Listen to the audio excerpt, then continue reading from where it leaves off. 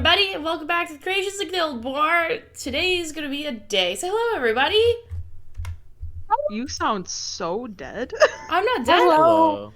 I'm excited and stoked to be alive. I'm excited and stoked and ecstatic to be here. It's stoked. Yeah. Words. This is gonna be fun. Many of us are sleep deprived, and it's also Meg's birthday. Hi, Meg. Happy birthday. Oh, yeah, She gets advantage on something. She has to get advantage on something. Go ahead and Yeah, add it's a inspiration. birthday. Go ahead and add inspiration. Hey, I was just about to ask. Woohoo! Put inspiration on your That's cool. sheet. It's your birthday. You get inspiration today.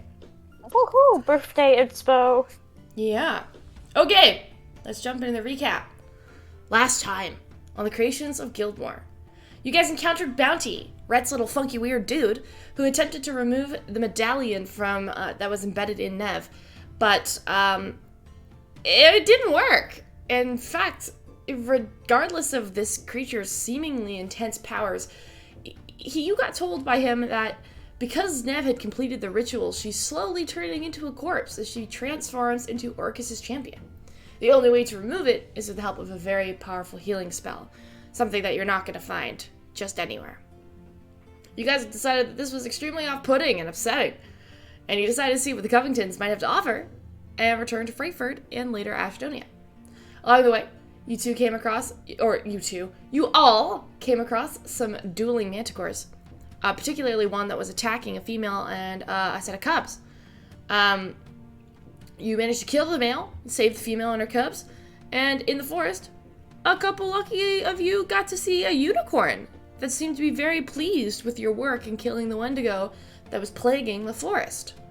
Sometimes you see cool things as a result of a cool reward to doing something very cool and legit. Anyway, this music feels loud. Back in Frankfurt, you reported the findings of and defeating of the Skinwalker, and you were rewarded for killing the Wendigo. You got a lot of gold. After taking some time to rest and heal, you said goodbye to Countess Clara and her son Edwin, and made the journey back to Ashdonia, where you were caught in a very awkward and heated debate between Bishop and Ginny at the table. They seem to have been having a pretty intense disagreement about the state of the events that had occurred over the last couple of days, and after a long discussion, you were given 3 options to go on for your next adventure in hopes of curing Nev, tracking down the traitor who used Nithine to poison the Duke and the Duchess and kill them, and complete some of your other longer and more impactful personal goals. With an airship that had been granted to you for traveling, that you don't know what it is, where it is, or how to get to it, you all were told to begin for your preparations on the next leg of your journey. Tentatively discussing, well, not tentatively, I think you all came to an agreement that you're going to head to Westover after being given 3 options: a path to Silverbourne, a path to Umberfall, and a path to Westover. But before you can go anywhere, there is the looming event of the funeral of the late Duke and Duchess, which you've been promptly invited to tomorrow. That being said, what the fuck are you all doing? You have a couple of days in Ashdonia, day and a half to be exact, before you can choose to leave and head out to Westover. Time is yours. I pick through the garbage. He never fucking learns. I have an answer for that. Hey! Roll an investigation check. Woohoo! I'm a dummy. I didn't get my dice out. Also, we're streaming live from my room today because my roommate does not get back from work. Can you guys hear my dice? Yes. We can hear it. We We, hear in it. fact, can hear him. Okay, cool. Sorry about that. Oh, it's all good. You said investigation? Investigation! Okay. That's an 18 plus 7. Okay, so I'm gonna need you to say that again because it said noise kids, like off in my headphones. So what was that? 18 plus 7. 18 plus 7. You can't find garbage bins. I can't? You can't find garbage bins. Doesn't seem to be any near the guest house. Oh, this city Lost fucking by the sucks. universe. There's like none. No, you can't find any. in this part of the neighborhood? No. You look around the estate and you genuinely can't find any. You have no idea where the garbage disposal area might be. But you do know that somebody has been coming, like, staff have been coming in and out to clean the cottage when you guys aren't there. And your garbage has been disappearing. So it's got to go somewhere, but you can't find it. Is there like a backdoor area? Backstage? You check. You check outside the cottage. You check the area around it. You even walk, like, a little bit farther along the estate to be like, where the fuck they keep the garbage? Can't find one. Damn. And Nev just goes, this city fucking sucks. And then that's all that she's gonna do.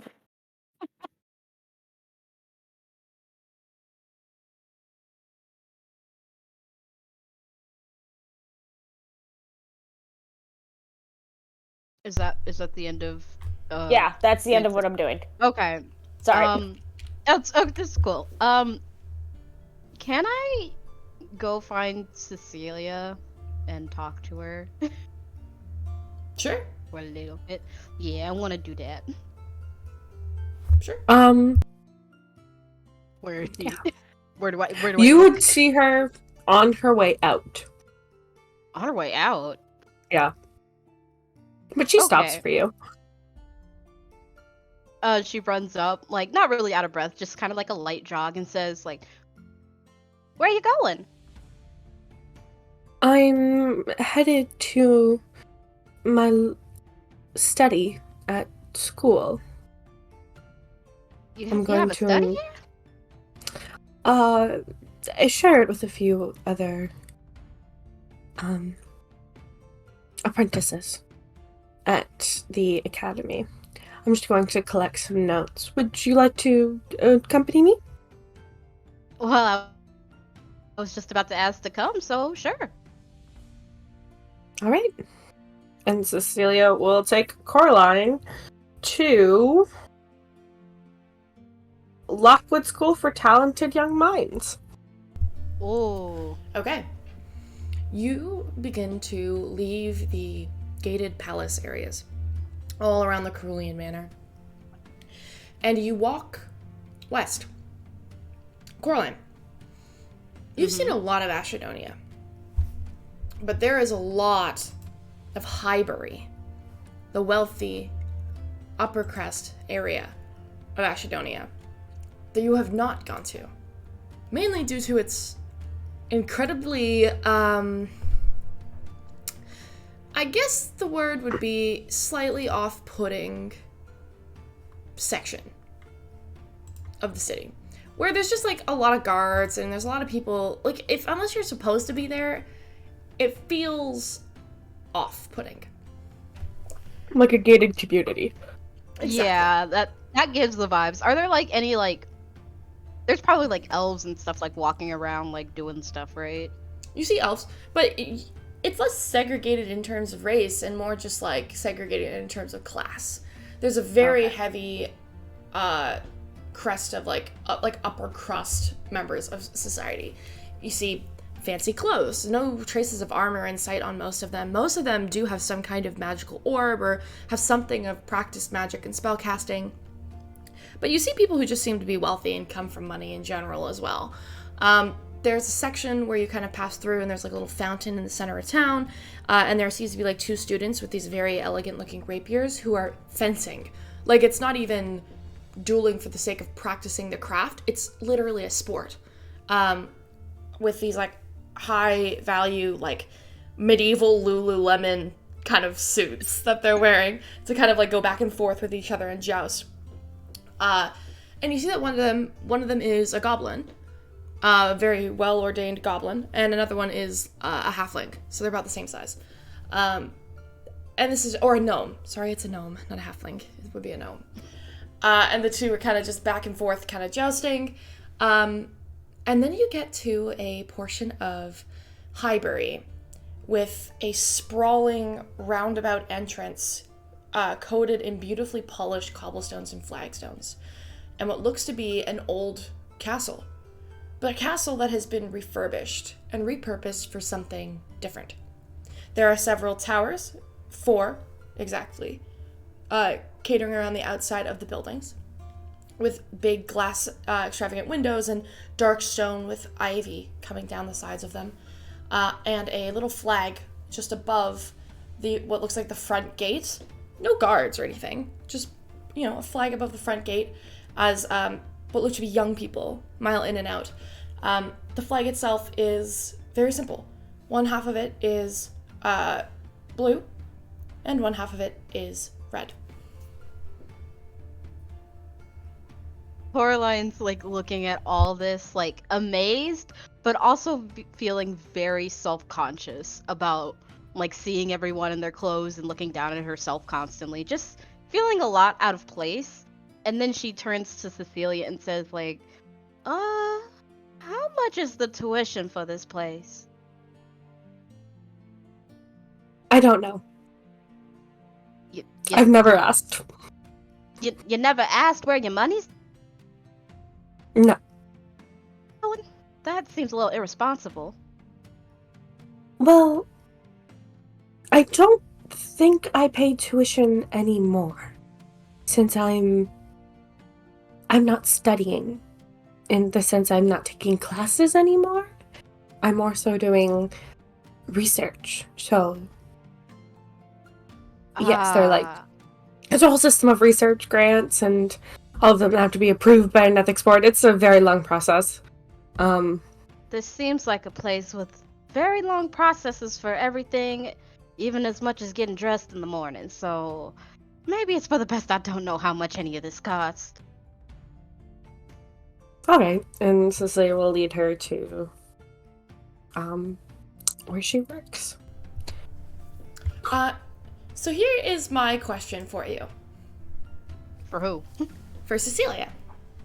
Mhm. We've not talked about this. No, we haven't. I'm realizing that now. But when you join, it's okay. When you join the Lockwood Institute, you are put into one of 4 houses. Which one would you be a part of? There is... This is fucking Hogwarts. You're Yeah, in this is fucking fucking Harry Hogwarts. Potter, man. Oh. Dope. Oh, I didn't know this. the 4 houses. Chimera Glare, Blastbite, Imp Dream, and Snufflesting. Okay, gotta go with Snufflesting. Okay. In that case, then, your tower and your research facility would be located in the North Tower. Coated in beautiful and extravagant shades of mahogany. What the fuck is mahogany? Mahogany. It's a type of wood, dude. You're an It's a artist. type of wood. It's a type of wood. It's also a Meg. color. It's also a color. Like the What shade of color is mahogany. it? What It's like color dark- is it? It's like a Red reddish brown. brown. It's like a reddish brown. Okay, that's all you have to say. But yes, if you would like to describe what your study looks like as you guys both walk in. So it is a smaller room with like a shelf on one side that is like filled with books.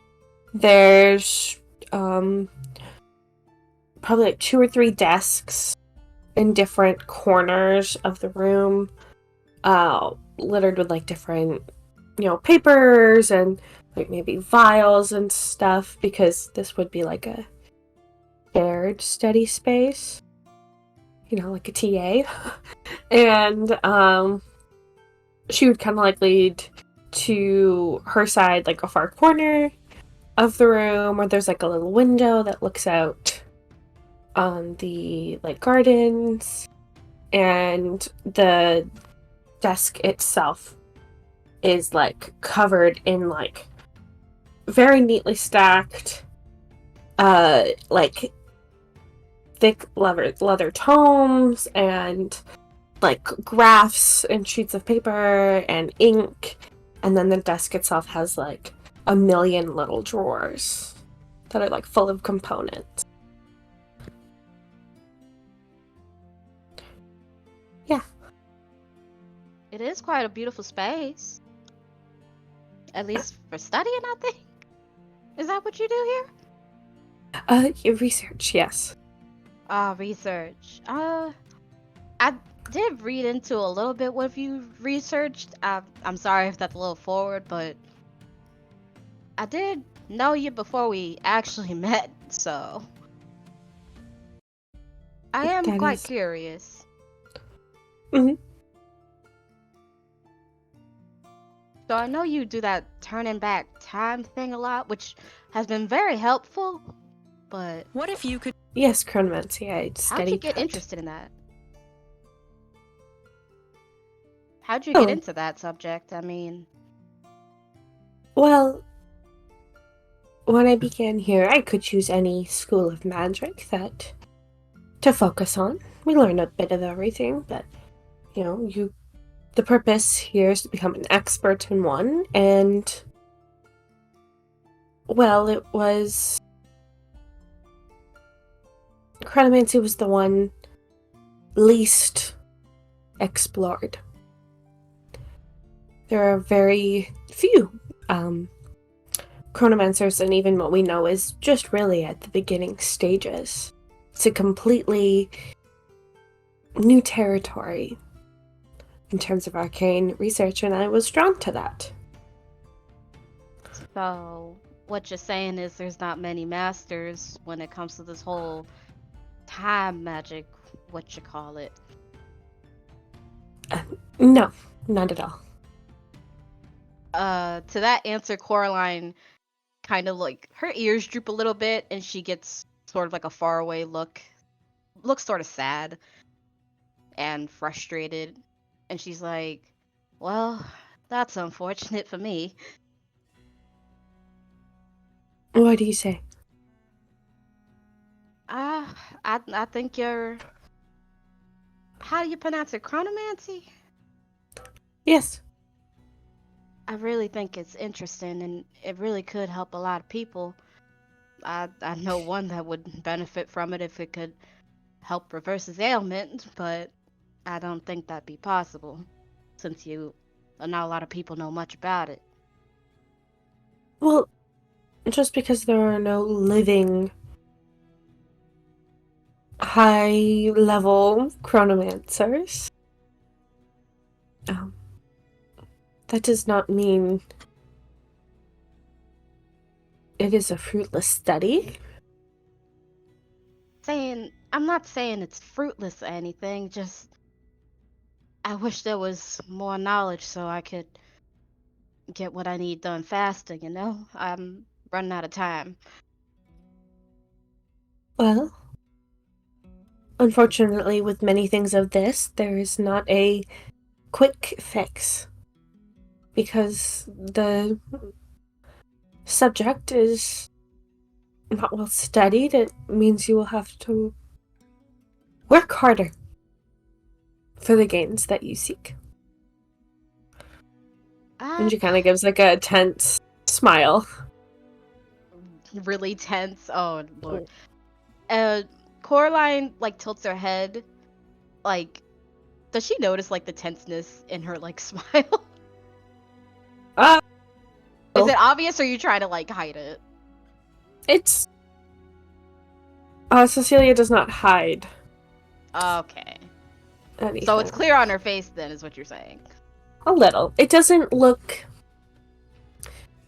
angry, though. Just tense. Alright, Coraline tilts her head and goes, like, steps a little closer and asks, like, you okay? I'm fine. I don't know. Your face just seemed a little tight after you said that. So I'm guessing that struck a nerve.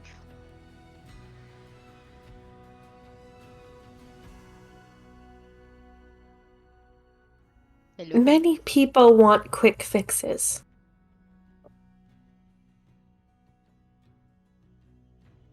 Unfortunately, if you seek chronomancy, I don't believe that is what you will find.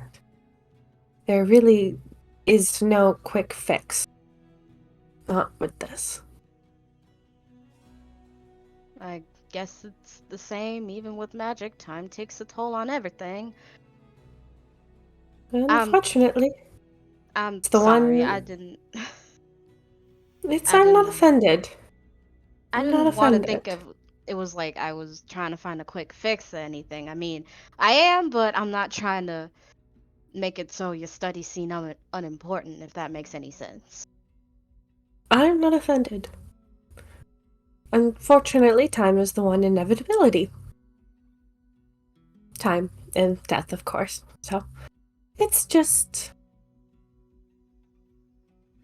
At the word death, Coraline, like, she goes stiff and she visibly looks like I don't want to say like afraid, but like very worried, like she's lost in her thoughts, just overthinking in her head, and you can see it on her face. I do not mean to come off rude, and I do think whatever you are seeking, chronomancy might aid you, and I will help you where I can. It just takes time, unfortunately. I appreciate the help, and hopefully what we learn on our adventures is going to help me when I go back home later. But enough about all this sad shit. Let's get your stuff and let's go back. Cecilia, All you right. hear a knock on your study door. I'm going to very quickly finish getting all like the spell components and like putting all the important papers like into my bag. And I will go answer the door. You answer the door, and standing behind it, you see a tall, high elven man with this like long red hair, pinned straight, cascading around these long pointy ears that comes just like right around the sternum and below. Not the sternum, sorry. This would be more like below, like the pecs. He has like very feminine-esque features, high cheekbones, sharp jaw, eyes and eyebrows that are kind of close together. Very young for an elf, and very handsome as well. You see him dressed in the attire of the Imp Dream house, in which case it is a soft, like, baby blue. And he's got this kind of like cardigan-esque style shirt over like what looks like a high-collared shirt that's been tied with like a loose cream-colored scarf. This is Lord Tybalt. May I help you? Yes, Cecilia. I believe that was you I spoke to at the dance. Students in the hall were mentioning your return and arrival. And? You've been gone several days.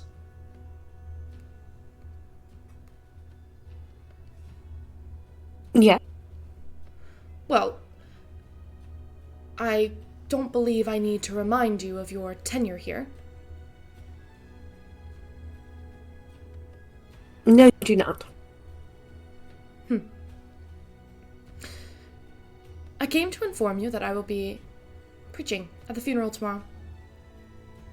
And I ask that, unlike at the party, there you show civility.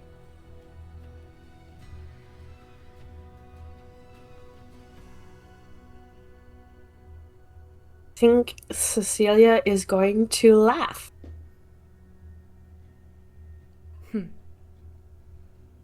You find my jest humorous? Just like a little chuckle. Oh, yes, I do. And why is that? I find the idea of you preaching at a funeral of my family quite funny. The Wildcrown House has been responsible for the funerals of the county for several generations. Yes. All the way back to your grandfather. You poke fun at my family's legacy.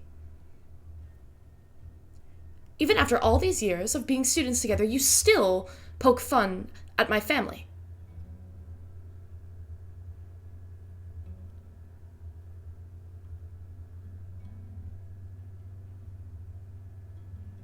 I think Cecilia will just kind of like put her hand up for a second and just,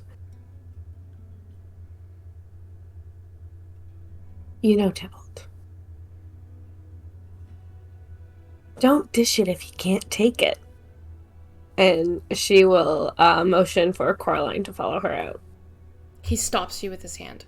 He puts his hand over the doorframe. My name is Lord Tybalt Aramis Phaedrith, commoner.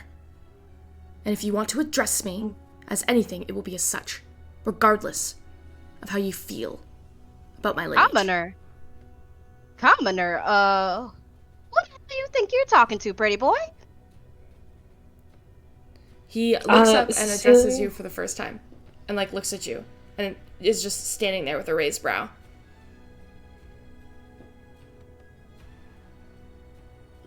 I think she's the last person you should be calling a commoner. I think you're the last person who should be speaking. Do you even attend this academy? I'm a guest of hers, and what I'm doing here is none of your business. Maybe you should mind yours. Nobody cares what you're doing here. Okay. And? Not like I asked you to care.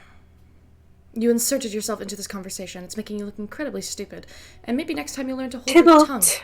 Yes. Tybalt, why don't you go find some 13-year-olds to boss around?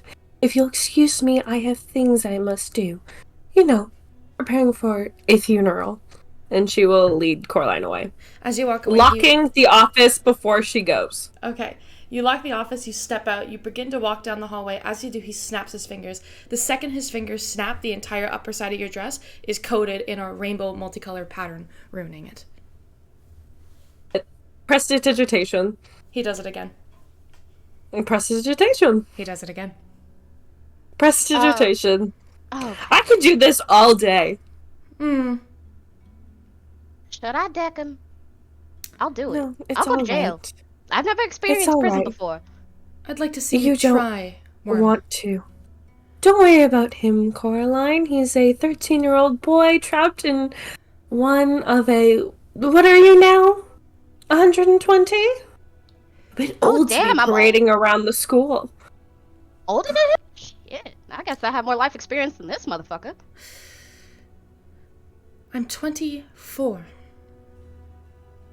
Oh. Bit of a stereotype Really? among elves that they're old, don't you think? Bit ageist, isn't it, Cecilia?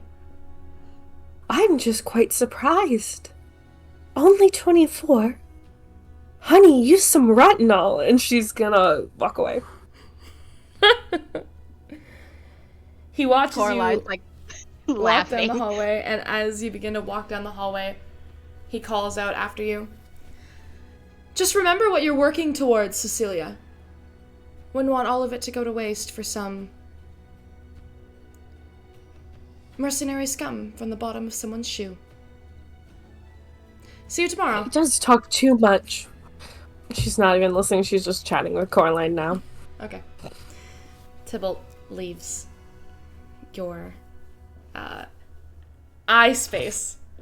I cannot wait for this fucking funeral. Nev's gonna tear this man apart. Honestly, if we see him at this funeral and if he says something else, I will deck him. Is that how all elves are? That when they're around other elves, that's a little concerning. It quite is. To be completely honest, I don't know if the rest of the elves in this city act with such little decorum, but I've known Tybalt since he was little. And he's always been an ass. So. Oh, so he was just born that way? That makes it worse if he was made that way. It's his... I presume it's his whole family. The Phaedriths are quite powerful in this town. For some reason, I still find elusive. Do you want? Hopefully, we don't gotta meet the rest of them. Cecilia, I'm assuming you secretly know the reason they're like common around the town, and you just don't fucking care. Absolutely, she probably just thinks it's stupid. Okay. I was gonna have you roll a history check, but Whatever. I'll do it. I'll do it. Oh. I'll do it. If I can. She's still gonna think it's stupid, but I would like to know. Sure. 16. 16. The Wild Crown House, which encompasses the Phaedrus alongside several others, actually have their place of living would actually be in the Whispered Halls, which is in Valhallen. It's not actually in Ashedonia. However, the Wild Crowns, that house itself, are descendants of a temple that no longer exists. The very first and the most devoted temple to the Lawbearer, the goddess of civilization.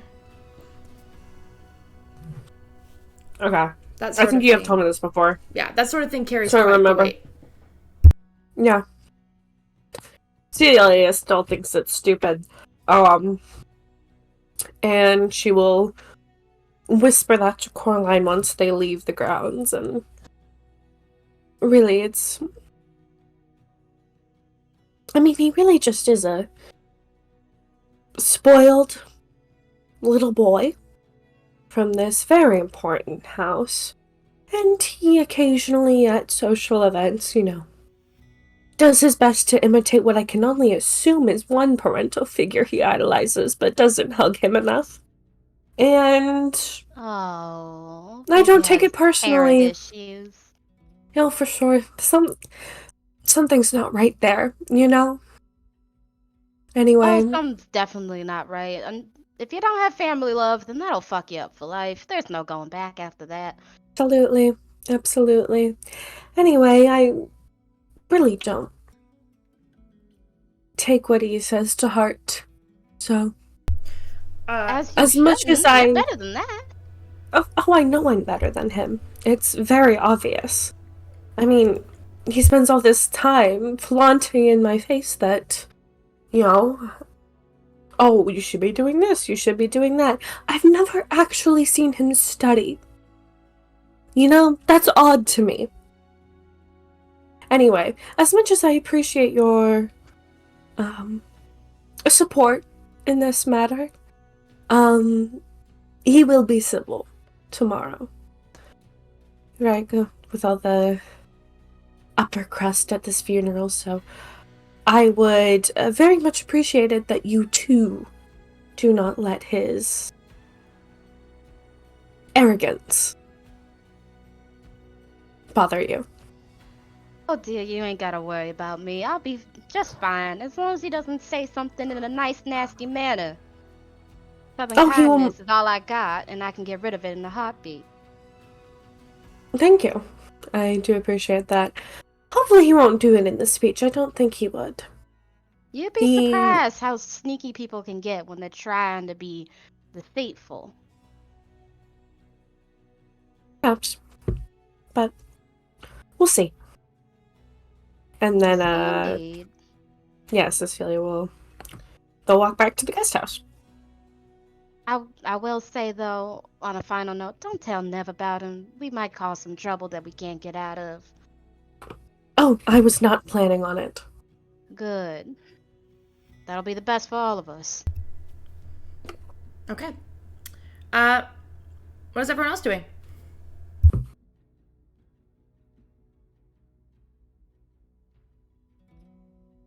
I have stuff I want to do, but I don't want to interrupt if someone wants to go first. I don't mind going last, so if someone's got an idea, go for it.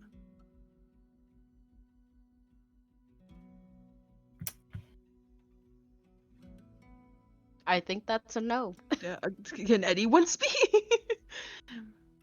Look, I'm just like the ideas I had were for later, not hey, we're not on airship yet, so Okay. I'm trying to debate if there's something I actually want to do or not.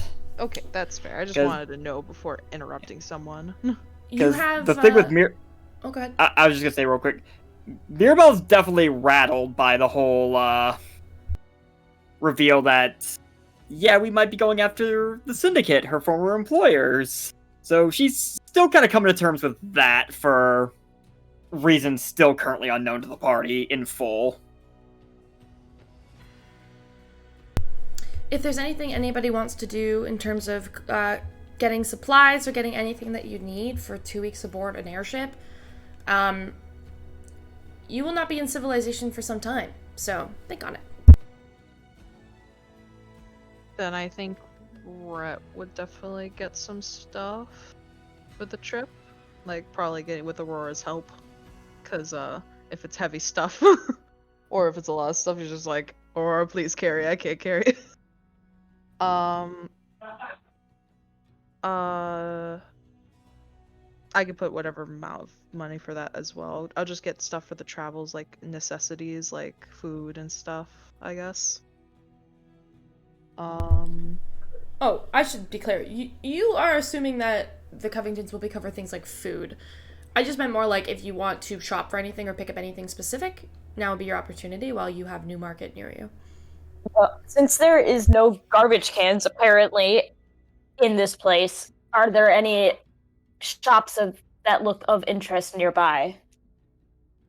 Because I do have money now, so I'm like, maybe I should spend some of that. Newmarket itself is a massive and bustling kind of like, it's almost like pop-up stands of a lot of very, very popular things. There aren't really shops built into Ashedonia. A lot of it is more like apartments that are built into the actual structures of the buildings. But Newmarket has some more stable shops that are constant. But they have a lot of stalls that like serve for specific things. So if you want to look for something, we can see if we can find it for you. Any gunpowder or anything I can use to make bombs?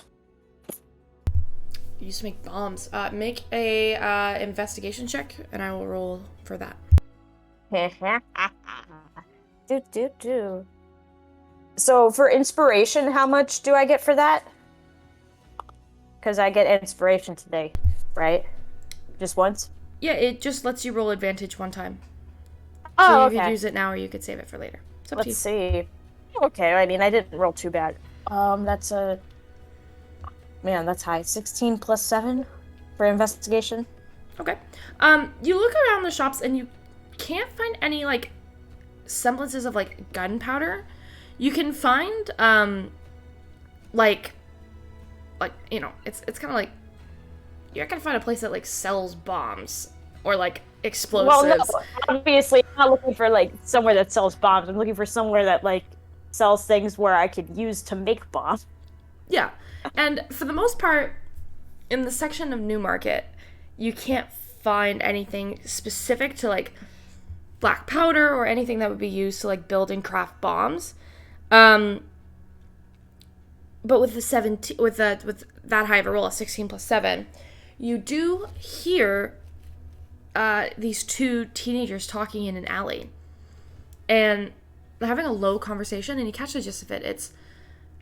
There's never anything any good here. If you want to do something that does real good stuff, we need to find a private seller at the docks. So you get the sense that there's very much a legal market, which is Newmarket, and there's an illegal market, which is near the docks. And I go up to one of these kids and be like, just like, so, where's this dock? They turn to you and immediately freeze up and just stare at you. Look, I'm not a cop. I'm just trying to find some stuff to make some stuff that I shouldn't make. Make a persuasion check with disadvantage. With what? With disadvantage. Bitch. Oh man, the first one's a nat 20. Are you kidding me? And the second one's a nat 20. What? Wait, what? The birthday gods are smiling down on you. Holy shit. So this is to make sure that they don't think you're a cop, essentially. Yeah. The Ashley card. So they don't think you're a cop, but they are also very aware that they're probably going to be in a lot of trouble for talking about something like that very publicly, enough so that a stranger approaches them in an alley. So you hear them go, "I don't know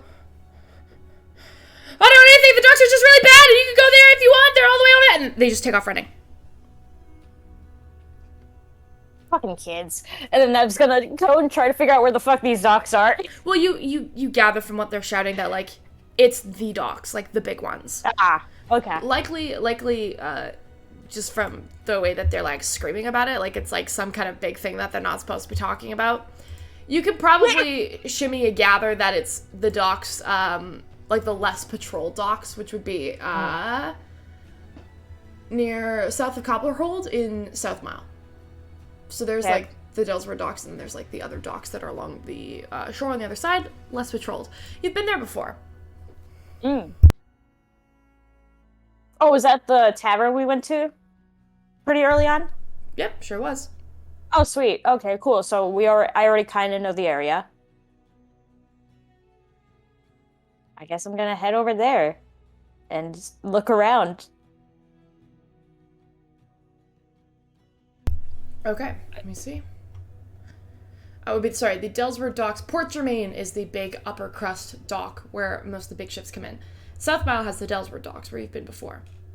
And yeah, with the rolls you've been getting, I'd say that you could find pouches of black powder here and there, but they sell them. As someone who's from Umberfall, this is like really uppriced.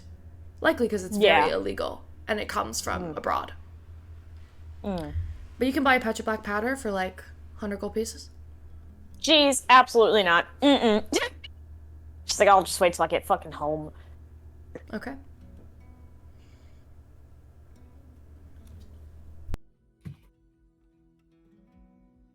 Is there anything else that I could possibly find in this black market? Anything that looks maybe of use? What are you looking for? You have to be specific. God damn it. It's not like there's like shops everywhere. You know what I mean? If you want something, you have to be specific in what you're looking for.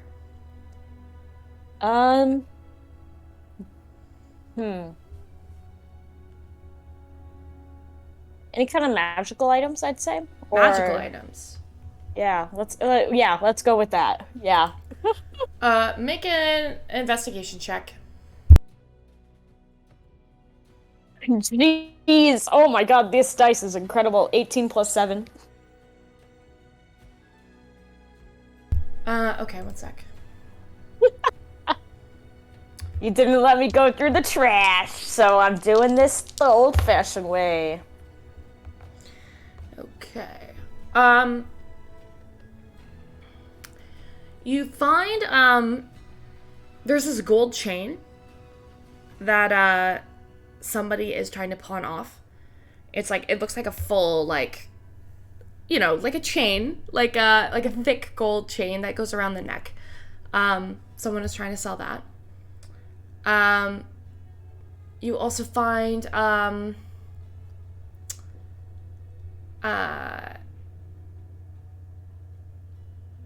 me just look, man. Just got it's funky Gildmoor items. There's a set of fingerless gloves that someone is selling. They look to be like brawler's gloves, like meant to hit something with your fist. Okay. There's also this orb. It's got this green mist swirling around in it. Someone is selling that too. Okay.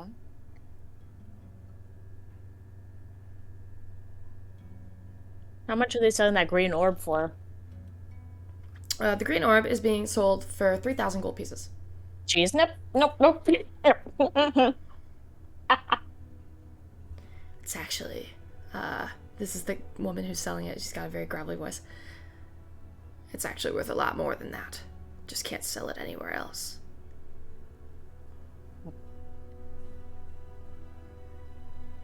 And I was like, well, yeah, I'm a little bit 1,000 short, so I'm not sure if I'll be able to purchase that from you. Fine. So sorry about that. She tucks it away.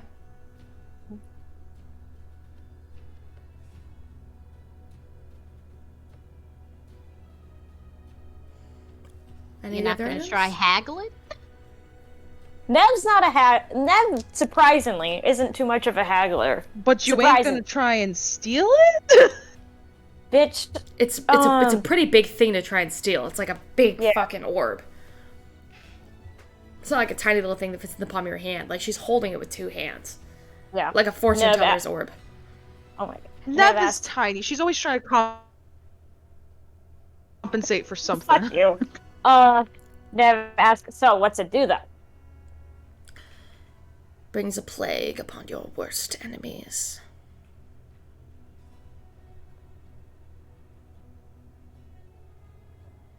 They will dread ever knowing you existed, and they will die a most agonizing and cruel death.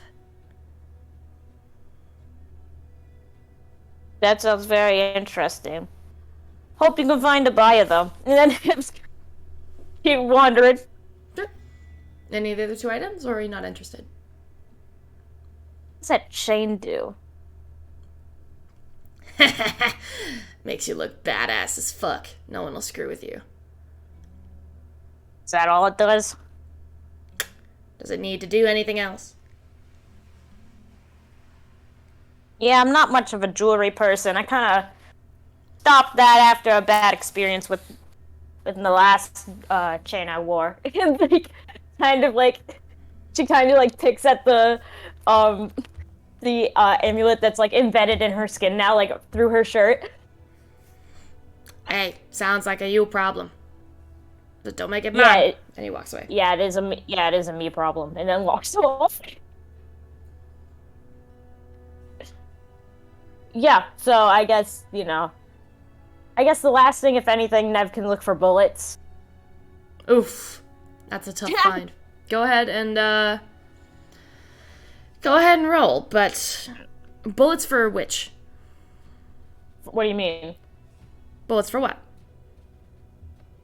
Bullets for, I guess every gun takes different bullets. Which whatever the fuck my thunder cannon is. Does it take bullets? Yeah. I think you can make the bullets for that. Okay, never mind. I would check the features to make sure. I think actually that you're right about that. I guess, okay, can I look for materials to make bullets? Well, that was what black powder was. You were looking for black powder. And they were, yeah, okay. Yeah. Like, how much was the black powder again? It was a decently sized pouch for 100 gold pieces.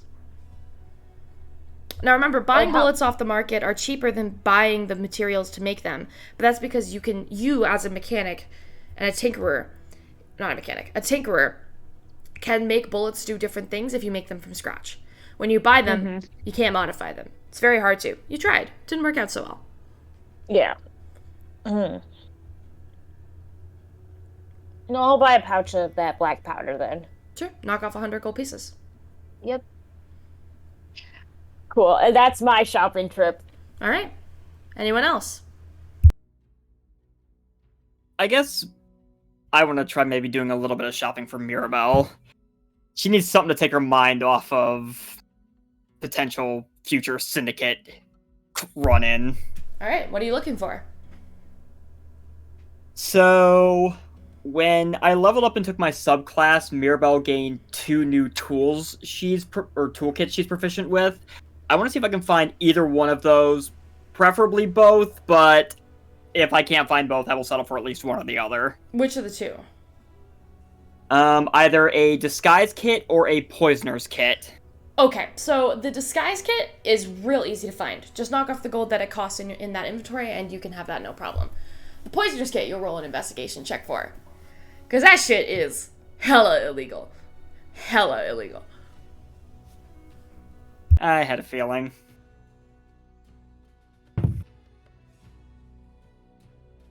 Probably not find it here. That is a 7.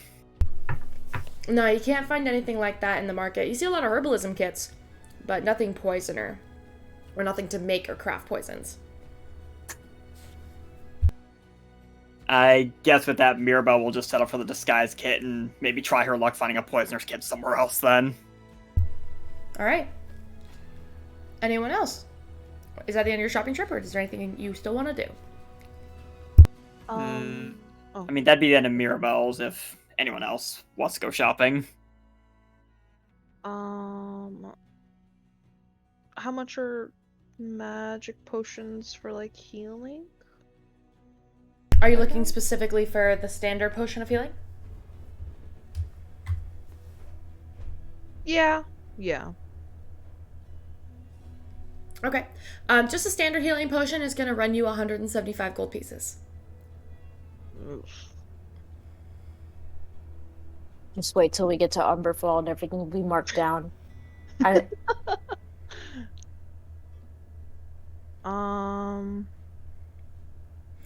Okay. That's assuming you make it to Umberfall. That's just a standard one, like a bitch, I'm normal going one? home. If you make it that far. Um.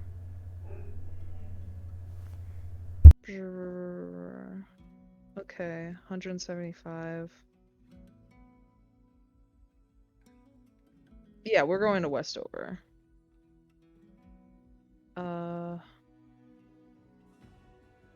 You can think on it. If you want potions, you can have up to 3 of them. 75 gold pieces each. Not too.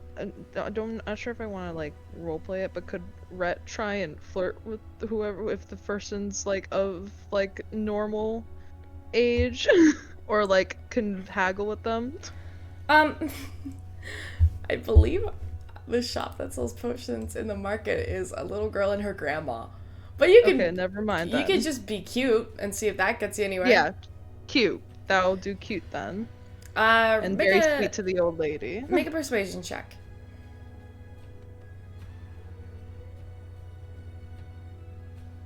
19 I rolled. Yeah, that's a 19. And then I think it's a +6. Okay. If Yeah, you it's buy +6. all 3, she'll be willing to knock 25 gold pieces off each of them. So they're 150 each.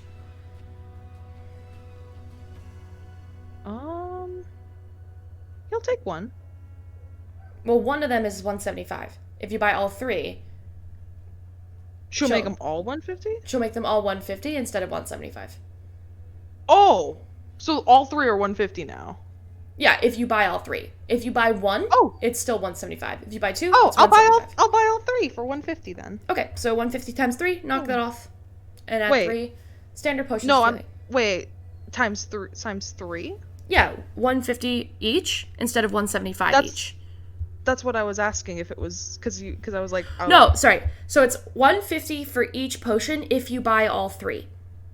If you buy 1, it's 175. If you buy 2, it's 175 times 2. If you buy 3, it's 150 for each of the 3. I don't have enough for 150 each. I only got 200 gold. So, nah, it's okay then. Okay. Cecilia is saying if you need 25 gold, she'll give it to you. Nah, it's okay. All right. I'm good. I just wanted to see if I could get a good price for it, but that's not in the budget. All right. Okay. So anything anyone else would like to do? Other than that, I would like to report back to my group, to the Solar Condors. Okay. Who specifically are you reporting back to? Whoever the fuck is there, because apparently I don't know who's there. It'll depend on who is present, because the last time it was just the one person because it was busy that day. Who is your it's- preference? Kahina. Okay. Let me sort that out. In the meantime, can we do that in a little bit? Yeah. I don't Is there mind. anything I can leave. anybody else wants to do that has not done something yet? I might have thought of something. Just hold it, hang in there, because you did go once already. Is there anything you want to do, Viz, who has not spoken yet? Viz is gonna go out and look for a store that sells paper. Paper? He's gonna be doing a lot of writing. Yeah. I believe the price of paper, it would be the standard price of paper. You can go ahead and look in the inventory. You can get up to a stack of paper, which would be 50 pages. You could buy more if you need to, just based on what you want to purchase. But I believe if you look up paper, you can find like stationery in D&D Beyond. Oh, okay. Yeah, Yeah. then he'll Sorry, I just got lost. So I got paper. I see paper, 1 sheet, and this is 0.2 gold pieces. Yes, that would be 2 silver a sheet. Okay, so yeah, he'll buy like 50. Yeah, no worries. You can just mark that off. That would be 100 silver. How much is that in gold? 100 silver is 10 gold? 10 copper makes a silver, 10 silver makes a gold. So, math. Okay, yeah, he'll buy that. Yes. The shop's very nice, by the way. It's a beautiful little stationery shop. There are lots of them in Ashtonia. Big place for lots of wizards. Anyone else? You want to do something, Mirabelle? I think while she was out shopping, while trying to distract herself from syndicate stuff, she remembered something from the ball, aside from the whole Ginny stuff that she already resolved for the time being. Can Mirabelle see if she can find Princess Mihan if she's around by chance? Ooh. Make a... Where are you gonna look? Where are you gonna try and find her? Like, how are you gonna go about this?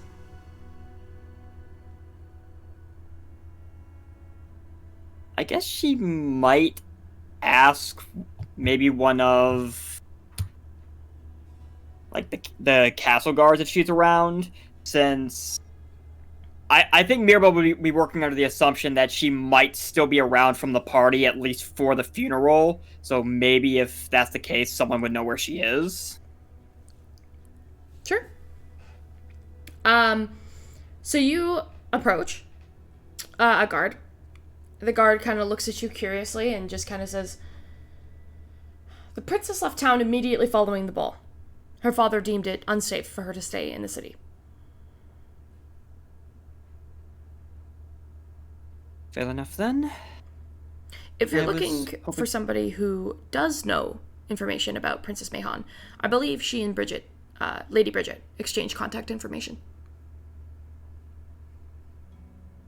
I think Mirabelle's gonna kind of like quietly hiss a bit at that. Alright. Where might I find Lady Bridget then? Like where she is now, or where you can usually find her?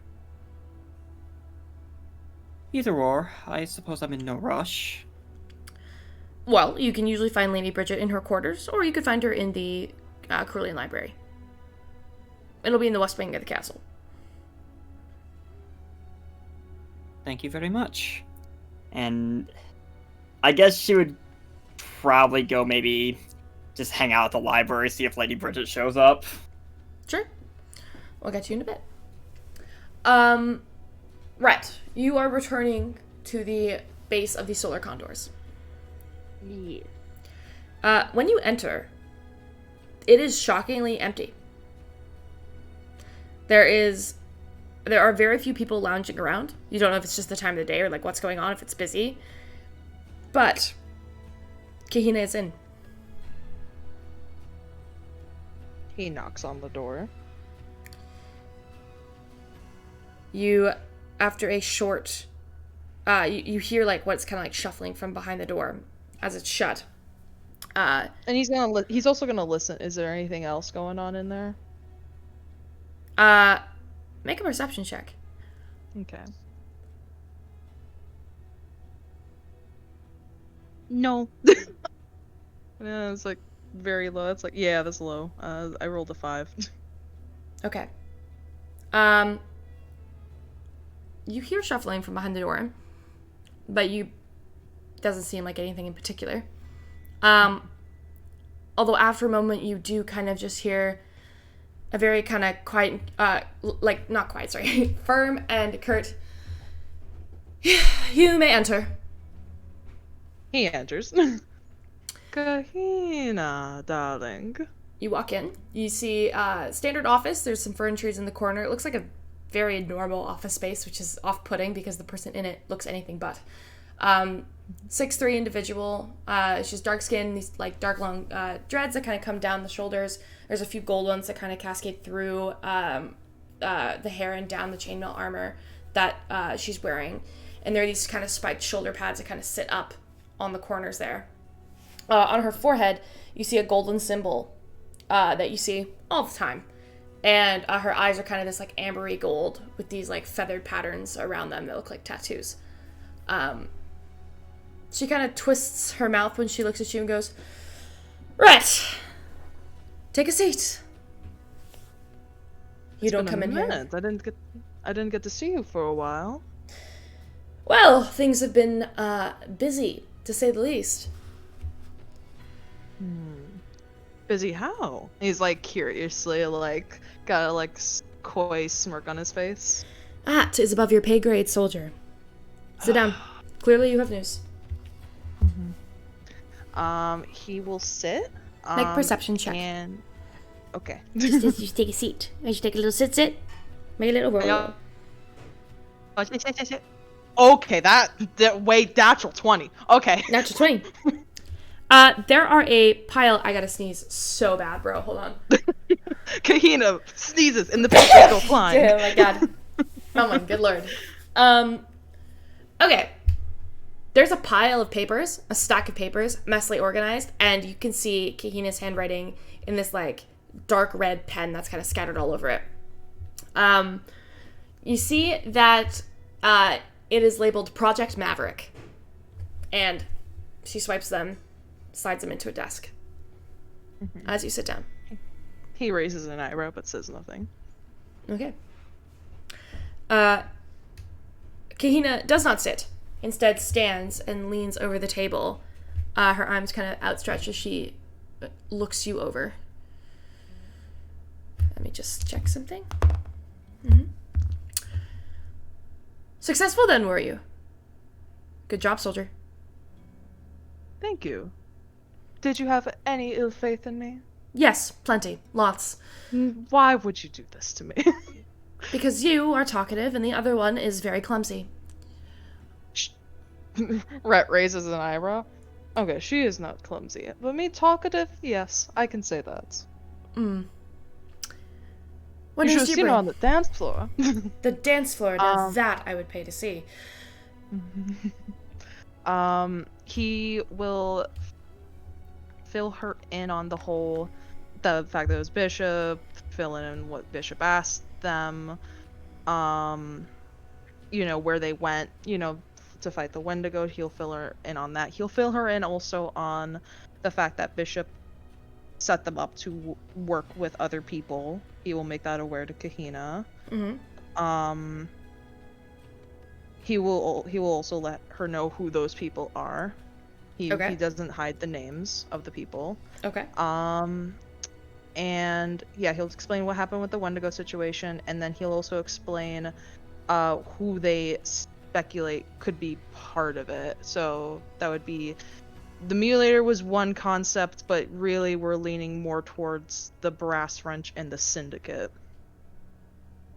Okay. As you continue to explain, you get to the Bishop part, and Kahina makes a little commentary every once in a while. You get to that bit where it's Bishop, and you see her roll her eyes and go, "Teenagers, so dramatic." He did lose his grandparents, but yeah. He wanted to betray his grandparents by working with us, but nevertheless, children are children. So, Bishop is the mole. Fantastic. We now have a royal on our side. Excellent news. You get to the bit about, do you explain the poisoning and everything that happened at the masquerade ball? Yes. She gets very quiet. She just listens instead of commenting. You get to the part where you got put with the group, asked to go on this mission. She kind of nods slowly. Good. Earn the trust of the person that we're going to be taking advantage of. Very smart.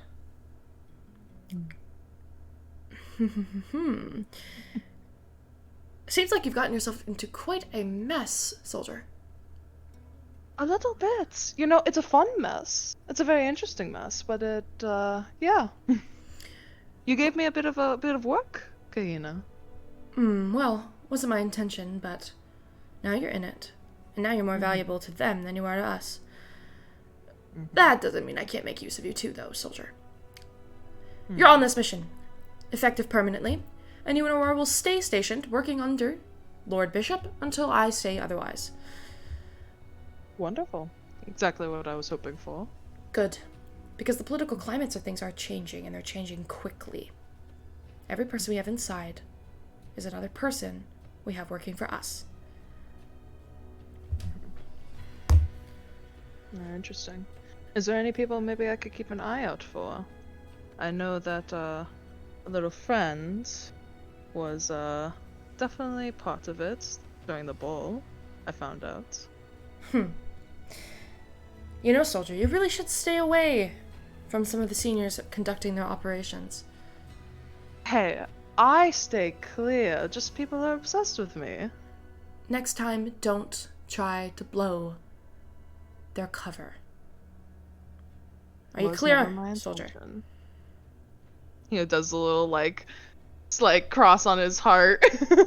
Good. You could be in line for a promotion if all goes well with this. But yes, I have some contacts you should reach out to. Let's just take a peek here. Do do do do. I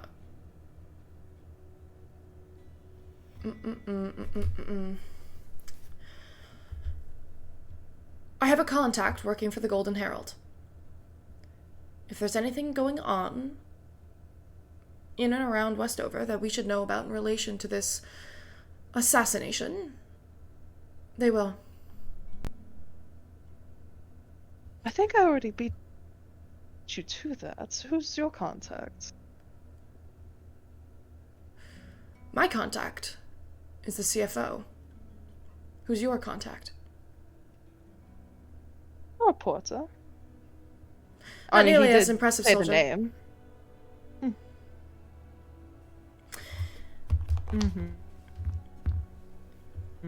That's true, you know. But, you know, I think they're very useful. Everyone's useful. Make a deception check.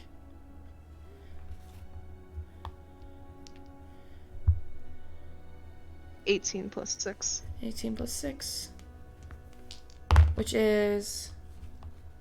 Math. That's what it is. Okay. That is total 24. Kahina seems fine with this answer. Fine. Very well. Okay. My contact you can reach out CFO. to is Mr. Ashakan, CFO of the Golden Herald. Finance guy, quite boring, but unfortunately very easy to extract secrets from. Bad qualities to have in the chief of finance, wouldn't you say? Interesting. Intriguing. Everything I gather is intriguing, soldier. Another person you can reach out to. I have a contact within the Tome of Silver. Alright. He's like writing some of this down as well, like contact information. With like his legs crossed and stuff. Stuck in a pinch, need somewhere to go.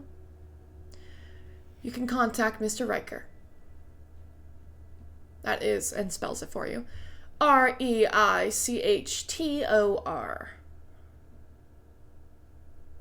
I'll wait for that to be typed, but I spelled something. It sounds like Riker, so that's all that matters to me. Richter. Riker. Never mind, this doesn't sound like it at all. Richter. Riker. Okay. Mr. What Warren in the Richter fucking- is a member of the Tome of Silver and has worked his way up from quite literally the steel of the earth, if you will. And What you in the Attack on Titan? And you said we can reach out to him in a pinch. Do not use my resources unless you need to. I trust you That's what I understand was sensibility. saying. What kind of pinch are we talking about? That's all I'm asking. A pinch, So I soldier. know. The sort of things we can't train you for. Sort of things We're that if you talking don't do something about, you die. Common sense. Okay. That's all I was wondering. Last resort option. We really don't like to call in favors with any politicians unless we absolutely have to. Both of them are located in Westover, which, based on your intel, is where you're heading next. Mm-hmm. Keep on this mission. Don't die. And holler if you need something, soldier. Of course. Don't you trust me? You have to trust me at least now, a little bit. A little, just like 5%, a little bit more. I trust you enough to give you this. Reaches into a table and pulls out a tiny little message inside a bottle. A glass bottle. The outside of it reads, it's like this like finely wrapped paper, and inside of it there is a stick, like this like rod. Reaches over and puts it in your hands. Now, I want that back if you don't use it, soldier. He looks at the bottle. What the fuck is this? It's a little message that seems to be looped up and wrapped in a bottle, and there's a rod inside of it as well. There's a message on it, like on the outside. It's like, well, you can't read the message. It's like wrapped up. It's like a little. Oh, like it's like a bottle with like a message inside of it and a rod inside of it. Yeah, there's Give a piece you a of paper. fucking vibrator. There's a piece of paper that's been wrapped up and bound inside a thin bottle. It's about like half a foot long. It's been wrapped up. There's this tiny little rod inside of it, like a thin metal rod. Barely like a centimeter thick and a centimeter long. Tiny. Am I delivering love letters for you, Kahina? You should tell me who you're talking to. The look What you is get is just so exhausted. What is it? What am I holding here? I appreciate it. I just need to know what to do with it. A last resort exit, soldier. Okay, so lots of last resorts. Gotcha. All right. I have a feeling you're going to die on this expedition, soldier, and I'm trying to avoid that from happening. Death is nearly a concept, darling, you know? Not true. Death is painful and incredibly violent, 95% of the time. Good to know. It's a great industry to be in if you want a violent death, I'll tell you that for nothing. Be careful, soldier. I've given you some resources for a job well above your tier level. Prove yourself, and we can rectify that. Are we clear? Yes, Kahina, we are very clear. Wonderful. And as he's like, you know, gathering his things, you know, he'll you know, politely like nod to her, and as he's like walking towards the door. One last thing though. Keep my mother out of this time. And he like looks at her with a like he was smirking and smiling most of the time, but he looks at her with more of a sterner face. Make an intimidation check.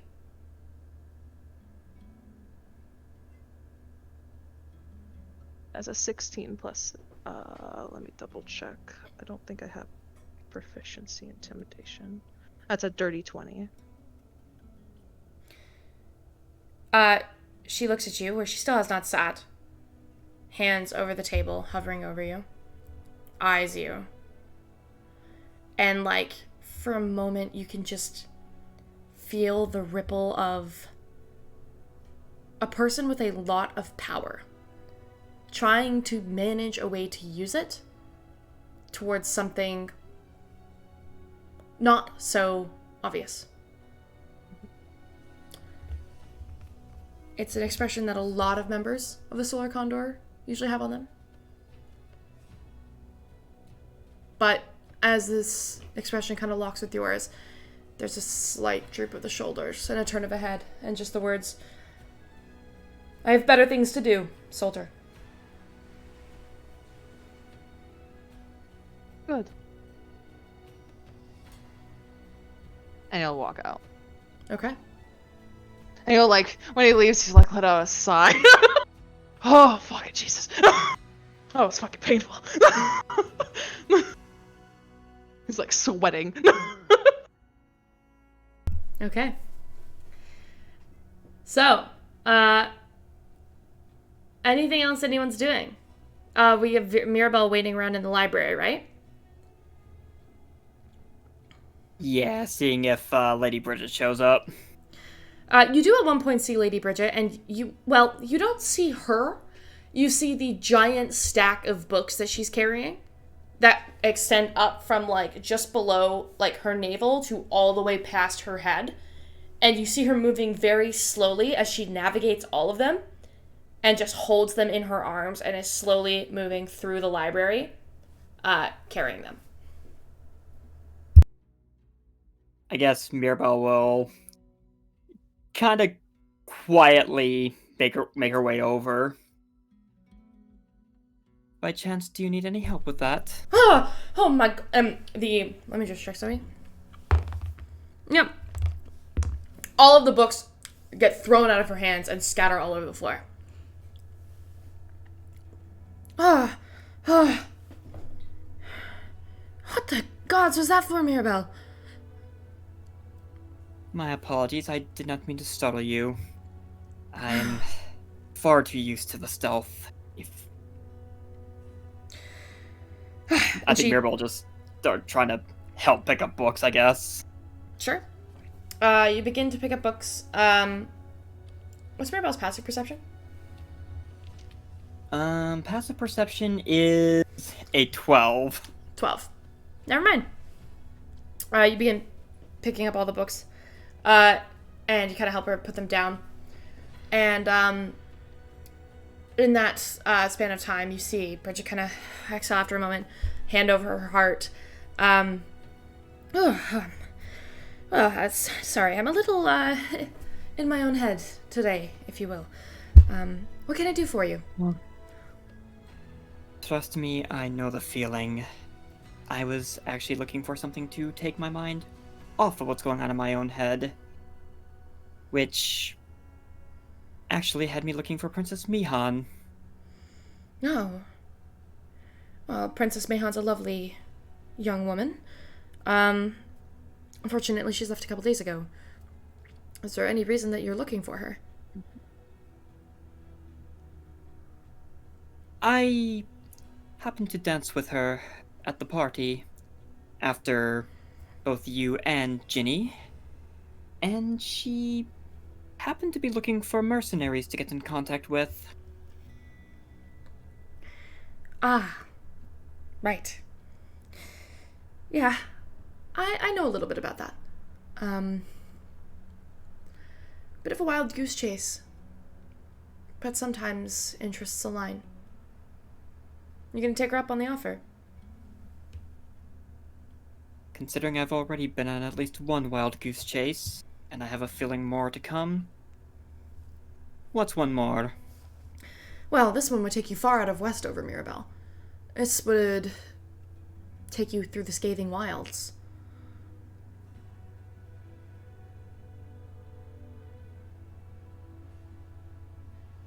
Been a while since I've been through there. But a job is a job. Well, think on it. Because once you give Princess Mahon her word, she's hard to disappoint. Jenny and I are going to be heading that way at some point. In order to have us explore the scathing wilds, we need permission from her court and council first. So, when I go, you're welcome to come with me. If you're still interested. I will certainly keep it in mind, pending what my newfound friends might need to be doing as well. Yes, they're a bratty bunch. Looking forward to spending a unfiltered 2 weeks of time with them. I mean, are they any worse than Ginny can be? Ginny is family, so she's become manageable. Besides, she spends a lot more time moping than you would think. Interesting. But thank you for the information. Happy to help. If you want to chat more, we can on the ship. I'm, gestures to what's in front of her. With things like that, a bit of an open book. Well, apparently I've earned a new nickname. So, I suppose we could both be open books then, if needed. Do share.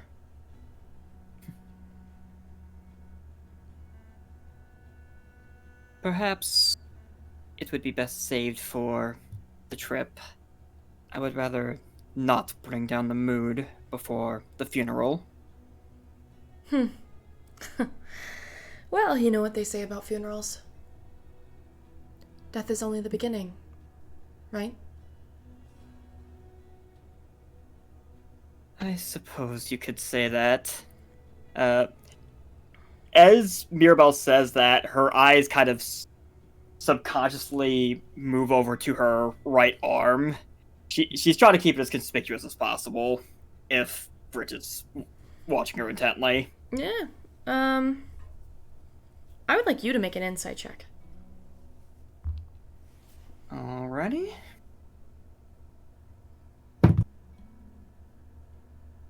That's a nat 20. Holy shit.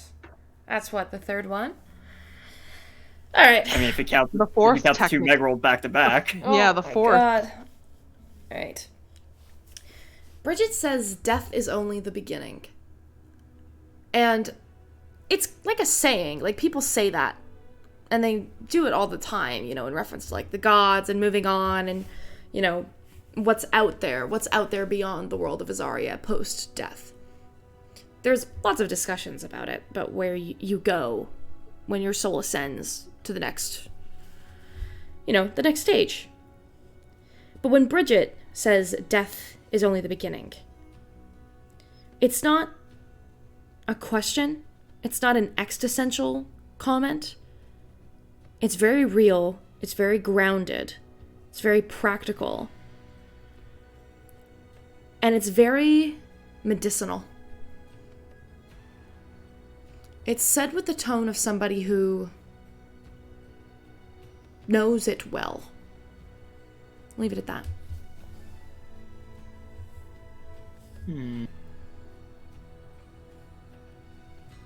Mirabelle is definitely gonna take note of that, and she's probably definitely gonna be seeking Bridget out on the airship once we get to that point.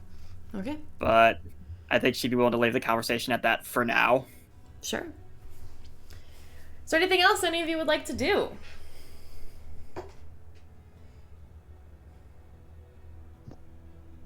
Nah. Nah. Let's do this funeral. Okay, the funeral's the next day. So you all prepare for your last day of travel. You gather your things together. You know, shit's going on. It's doing its thing. And the next morning, all of you wake up to a gentle rap on your door around 9 a.m.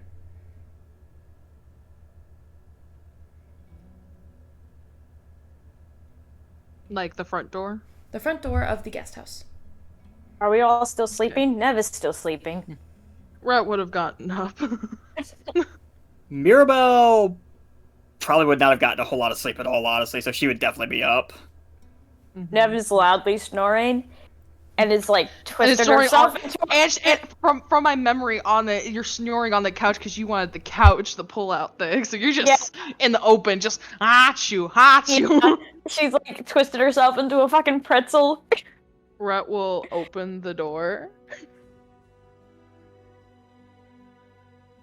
You open the door and you see one of the servants dressed in all black with a veil over her head. Very much a classic kind of funeral-esque style. And she kind of nods to you and like bows her head slightly and goes, "Good morning. This is just a reminder that the funeral will begin in an hour in the northernmost garden.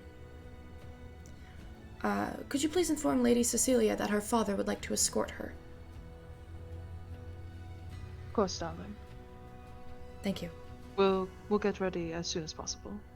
The Covingtons greatly anticipate your arrival. Very fair. Thank you for letting us know. Okay, she walks away. So what are you all doing? Gently closes the door.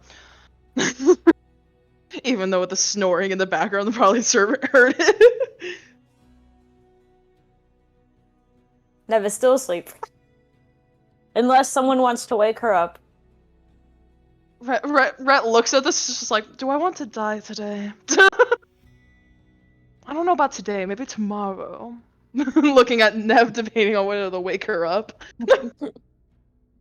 He, like, tries to reach for something like a long thing to poke at her so he doesn't die. Trying Does to he get her awake. does he poke her? He pokes her. He's hiding around the couch so that if anything, if the gun is near, he's ducking.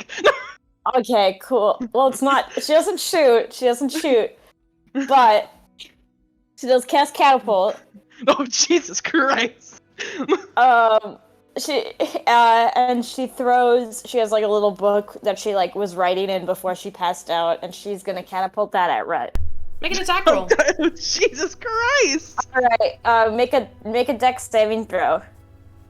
Dex saving throw. Okay. No.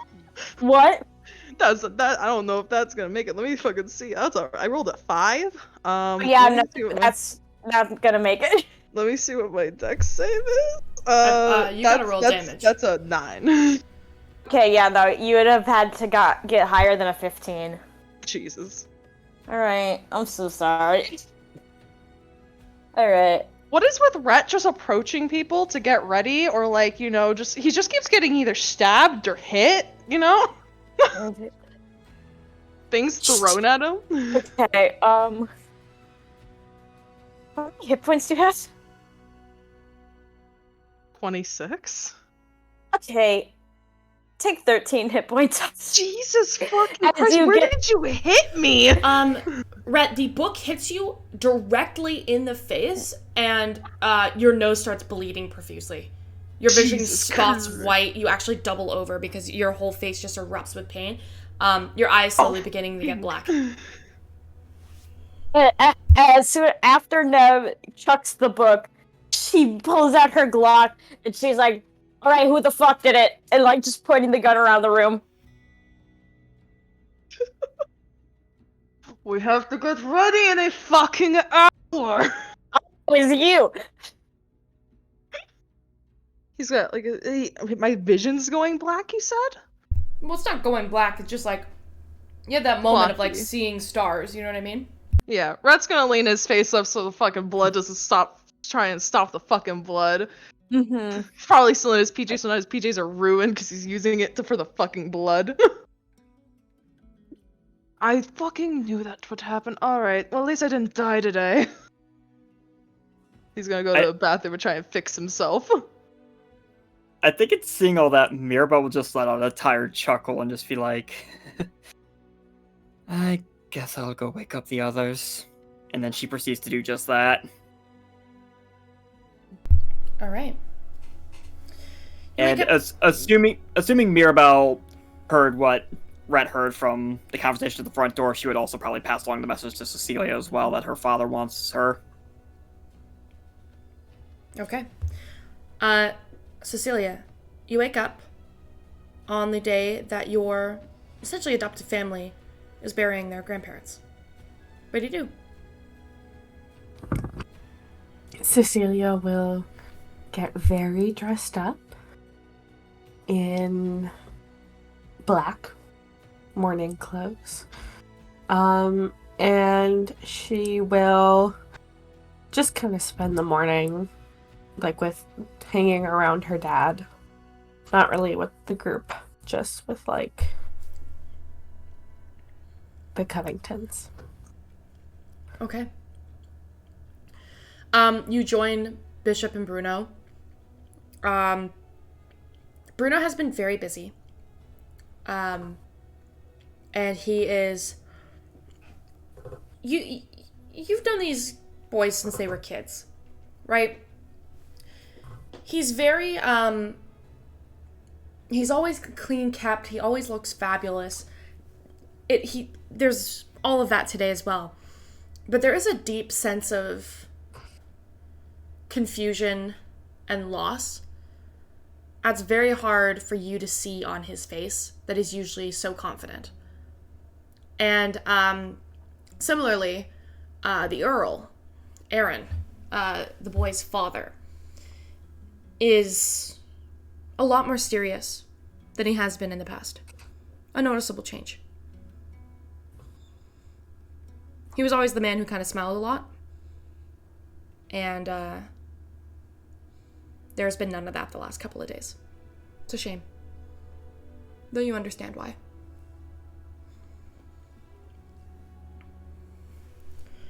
Nevertheless,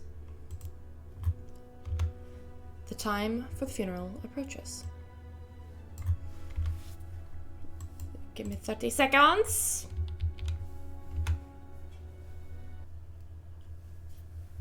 Okay.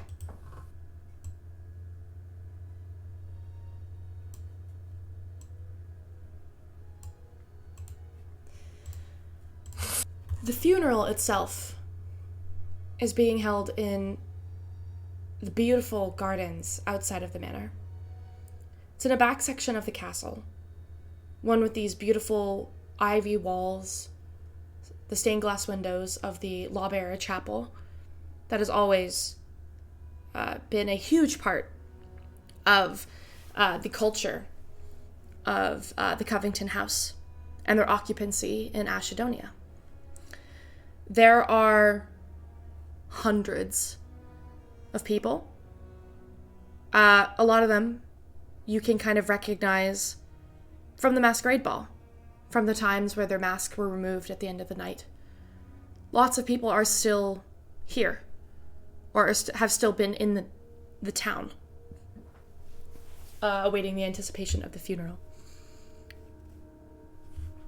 Every once in a while, you'll hear this like ding dong, like the sound of this bell above the chapel ringing. There is a long carpet adorned in the colors of the Covington House, that noble blue color. From around this raise near the front of the chapel, over the carpet, there are these beautiful wreaths of flowers, blues and silvers and golds. And above the actual adornment itself, there is the Covington House crest that all of you who haven't been paying close attention can see for the first time. A sight saved for these sorts of events. A bear, a massive bear, leaping with its claws extended. A sign of the house's strength, a sign of their dedication to their people, and the sign of their nobility as a noble people. The seats themselves are these pews that have been set up, each draped with a beautiful gold and blue cloth, cascading over the other, lacings of this silver trimming, and you see hundreds of people dressed in black. Cecilia. Everyone arrives first. You are going to sit with the family. So the rest of you have the ability to see and take in the glamour of this event and the care put into this event as it's kind of still being assembled. You arrive, and I ask you all, where do you sit?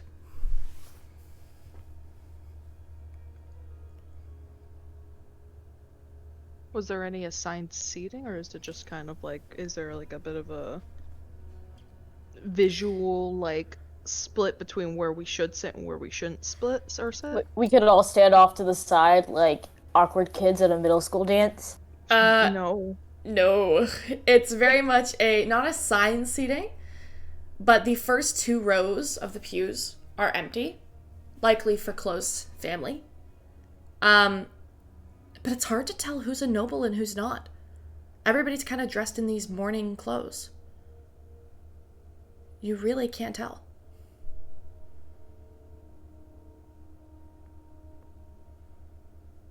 I guess Rhett would sit maybe behind where the family would have been sitting, like in the first 2 rows. If like that's for close family and stuff, he'd sit in the row right behind that. Okay. It's a bit of a tight squeeze. There's a couple people already kind of pushing their way to sit in that row, but you could sit in there if you want to. He would like sit on like the very end as well. Sure. You have 2 choices. On one end of the bench, there is a beautiful human woman sobbing into a handkerchief, young, gorgeous, muffling her tears, as she sits next to a gentleman with his head back.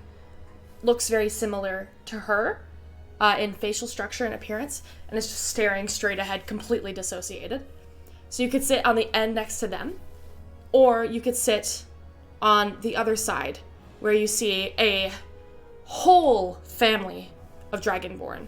Silver, gold, copper, brass, and bronze. 5 individuals, taking the entire other end of that pew. Do I recognize either of these people? Make a history check.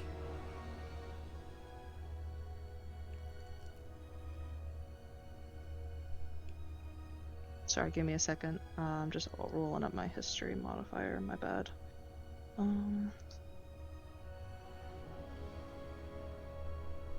That is a dirty 20. Dirty 20. Who else would this be besides the entire Delaron family from Crinkeep? He's gonna sit on the side with the Dragonborns. Okay. They don't even acknowledge you as you sit down, too busy immersed in their own conversation. In the middle, there is the silver Dragonborn who seems to be heating, and every once in a while their conversation gets a bit, not even above a, like just slightly above a whisper, and she goes, Yeah, he enough. wants to try and listen, yeah. And without being noticed. Without being noticed? Okay. You just take a seat and you start listening. Noted. The rest of you, do you have any care as to where you sit? Coraline doesn't really care. She's gonna probably sit with Cecilia. Well, not Cecilia. I forgot. Let's just say she sits next to Mirabelle for now, wherever she goes. Sure. Where would you like to go, Mirabelle? I would say Mirabelle might try to sit more so towards the back.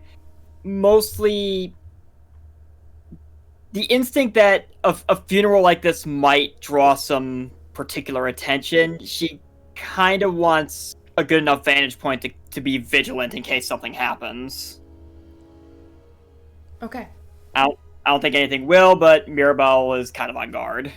Coraline doesn't mind being in the back. She kind of, at the back of her mind, she feels like really guilty because, like, damn, if I didn't serve that wine, these people would be alive, and she just feels really bad. So she wants to sit in the back away from everyone. That's fair. You guys move to the back, and as you do, you see 2 benches that you can choose to sit on, the left or the right side. So far empty. Not many people are willingly sitting at the back, especially since most of the people who live here are nobles. But there is a face you do recognize. It's Naomi. She's sitting on the left-hand side next to a halfling man with this like round, kind of soft, open, jovial face. The clothes that they're wearing are completely black as well, but they each have a lapel hanging from their collars that's a deep and garnet red with the symbol of a hand. one that you recognize. The other side, you can see a water genasi gentleman sitting by himself with a hat pulled down over his face and one leg crossed over a knee. Just quiet.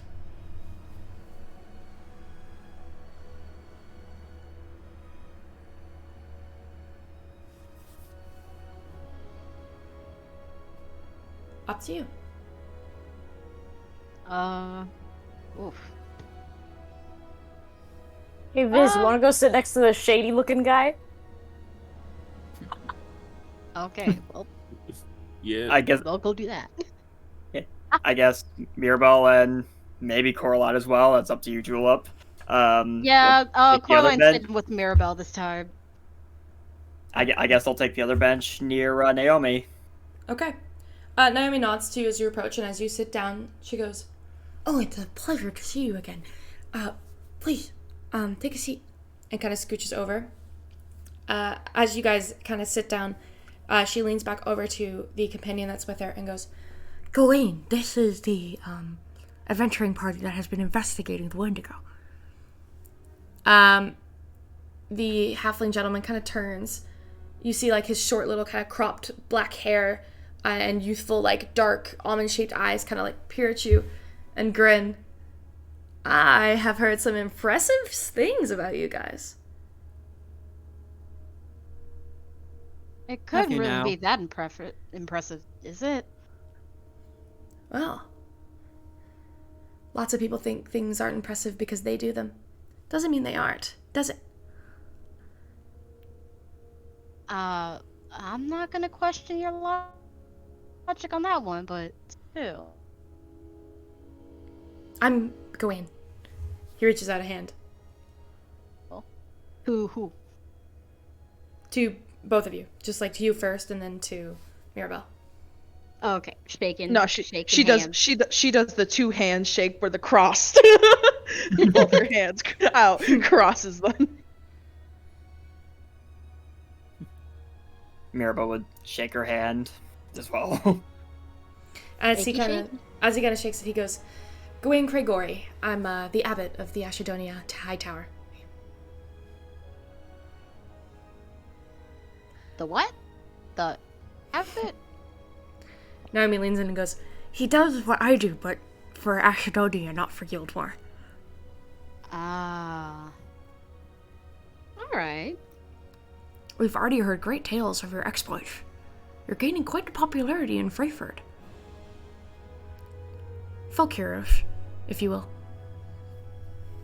Folk hero. I feel like that's a little bit of a stretch, ain't it? We only did one thing. Well, we'll see, won't we? I guess we will.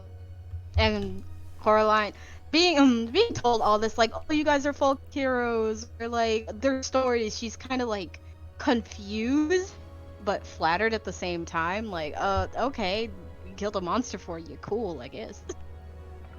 Fair enough. People get praised. People get praised for almost dying here. Shit. I think Mirabelle would kind of smile at that and quietly under her breath in Espanian, she'd probably say something along the lines of, "Better a folk hero than a wanted criminal, I suppose." Do you always say your thoughts out loud in a language most people understand? I suppose it's a way of trying to vent when I never had a chance to do so before. And in perfect Espanian, you hear back, "I do less. Your exploits are noble, and your causes are true."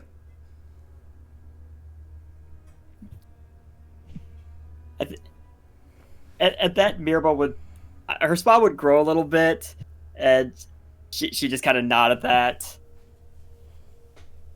Okay. Nev and Viz, you sit next to the shady-looking motherfucker. Yeah. Yeah. Yeah. You approach the pew, and as you do, he looks up, and he's wearing these dark shades, so you actually can't see his face all that well.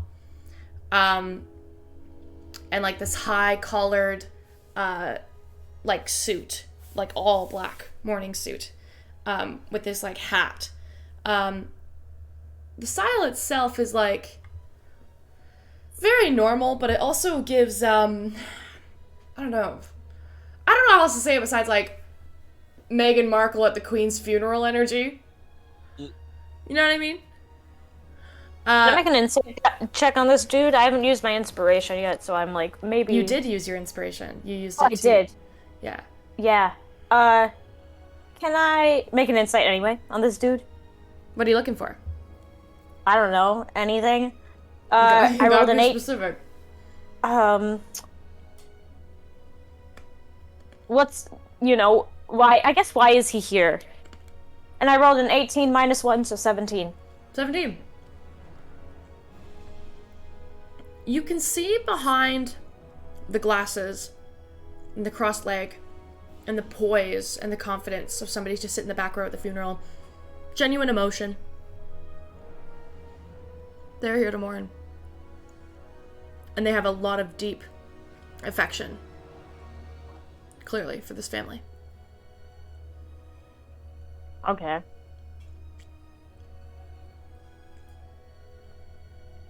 I don't really know what else to do in this moment. So. You go in to sit down, and as you do, he kind of just like lets you in, and he goes,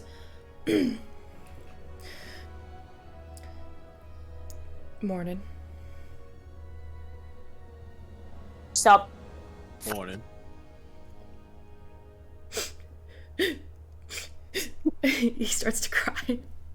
What the fuck? What? What the fuck? Oh my god, Nev, what did we tell you about making people cry? Nev, It's Jesus a funeral, Christ, Nev. guys. What did I do? Why are you looking at me all accusatory? The moment Nev woke up, she chose violence, and now she's taking emotional violence.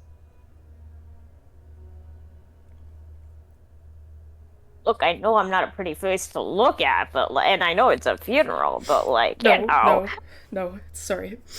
It's not you. Oh, for once, okay. Yeah, they were, good people. I'm gonna insight check this guy. I'm gonna see if he's faking it. Go for it. Roll an insight check. You're much better at insight than I am, so...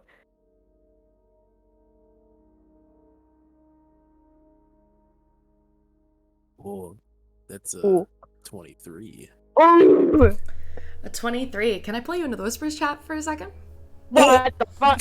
You guys... Oh, yeah.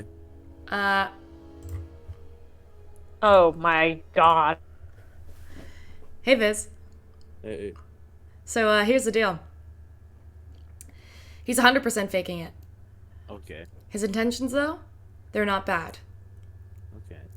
He wants you to move away from him because he's looking around. And he's got he has the energy of a guy who's here for a very specific reason. But he doesn't seem to be a threat. I should make that very clear. Okay. If anything, What it's does he weird. look like again? Make a perception check with advantage because of your insight check. God. Bad. That's a lot better. That's a dirty 20. Dirty 20. Okay. You look at him, and he's very young. Can't be older than 23, 24. You end up looking through and, like, peering past his dark shades. He has, like, light blue skin, kind of, like, these, like, really impressive swirl patterns that most water genasi have, but his are almost refined, and they push back into almost the outlines of gills along the sides of his neck. Very well covered by his suit. He has like these deep blue eyes. It unnerves you a little bit because they kind of look like sketches. Like they're very much the same color, but sketches and air genasi. So there's no likelihood really of them being like related. But he has a very he has a very for the greater good energy. He's got like kind of split lip, like a little chip in his lip, which gives you the incentive that he's not just a kind of person who, you know, doesn't get his hands dirty, but he also has the clean appearance of somebody who maybe works in an office. With a 20 insight, he might be a politician. And I'm going to ask you to make a history check. I was gonna ask, is he the one guy, Swordfish, or what was the last name? I'll roll a history check. Was it 19? 19. Based on his youth, his appearance to look like a politician, and a smart intelligence to keep you away from him by crying, there's a very good chance that this could be Mr. Marlon Waverly. Marlon Kripkos Waverly. Okay, Viz wrote news stuff on him, right? Yeah. Like, oh shit, yeah, Viz, they gotta get the hell out of here. Viz is like, uh-oh. Yeah. But, good news, he doesn't seem to know who you are. Thank God. Anyway, back to chat. Yeah. What? Okay, yes, we're back. Oh, where's Viz? We were talking about Glacia's murderous intent. Insurance for. Okay. So, Viz looks is like, ooh, hey Nev. Hmm? This fella's having a real rough time of it. How about we sit somewhere else? yeah, sure. Nev kind of like raises an eyebrow at Viz, kind of glances at the dude, and then I guess they're gonna walk off somewhere else. Okay. You get up and leave. And as you do, the place is filling up quickly. So you take one of the few spots that you can kind of slide in and grab, which is next to, it's like along the alley, like on the right end, or on the far left end of the pew. It's kind of right in the middle. And there's this really big gentleman who's kind of sitting on the end. And with your size and stature, you can probably squeeze right between him. He's a minotaur, an absolutely massive man. He has a sash over his shoulder of a dark morning suit. And the sash itself is, it's kind of like a splash of color. It's like a burnt sunrisey orange. And that is over the side of their kind of lapel.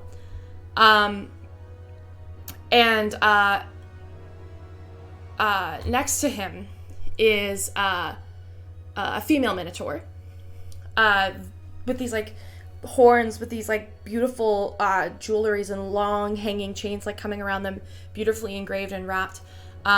They both have the same kind of matching like light brown, almost like baby brown fur, with the kind of these darker spots under the chin and around the ears. And they look very similar in the fact that they both have the same kind of like soft, oval-shaped eyes with a normal humanoid pupil. Can I make a history check? Sure. If I know who they are. Sure. The woman's morning clothes as well, which is like a long gown, also has this like thin like lace of burnt orange, like sunset orange, around the side of it. 19. Could Viz also make one? With a 19, this is very, very likely to be the crowned prince and the princess of Malton in Ospedon. Ah.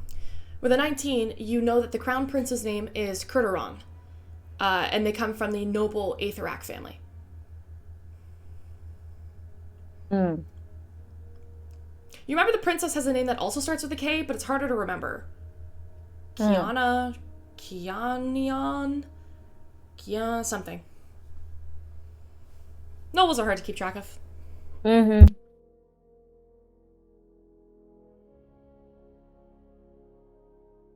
And there's a lot of important people here. Yeah.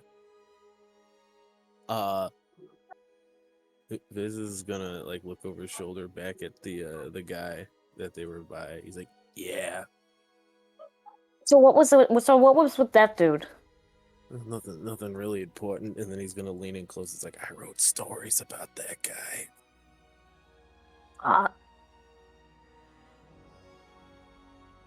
Like what kind of stories?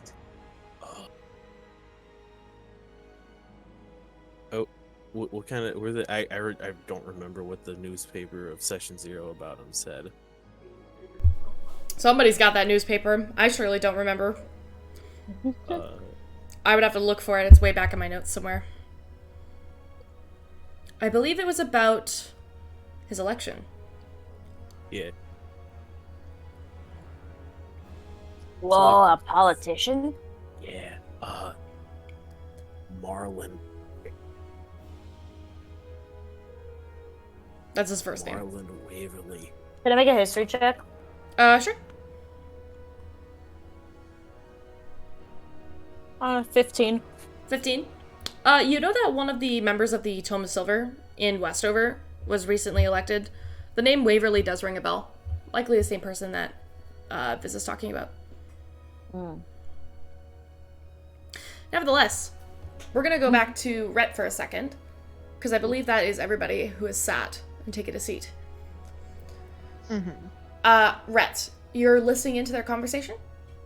Yes, and I'm trying to be stealthy. Sure. Make a, depending on how obvious you want to be, you will get more information if you make an impressive sleight of hand check, followed by a perception check, or you could just make a perception check. Now, you can only do each of these rolls once, and it will determine what you hear throughout the entire funeral. So it's either sleight of hand and then perception, which would give me better results, or I can just roll perception to be safer and, and see where I get with that. Is that what you're saying? Yes. If you fail the sleight of hand check, something might happen. Okay.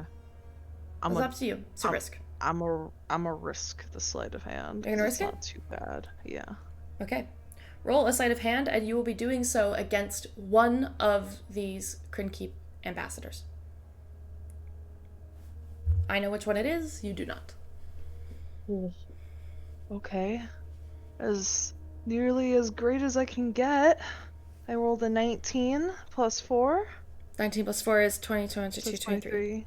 Okay. That's 1 point off the best I can do. Okay. I'm going to let you know that this individual I am rolling for is making a perception check. They have a +8 to this roll. Jesus Christ. Why you gotta let me know? I don't want to know. Okay. Why I you just gotta want to let tell me you know? because it's fair. Which means they have to beat a 19, 20, 22, 23, 22, 20, 19, 18, 17, 16. They have to get a 15 or higher. 15. Yeah. Thank you, Allison. A 15 or higher.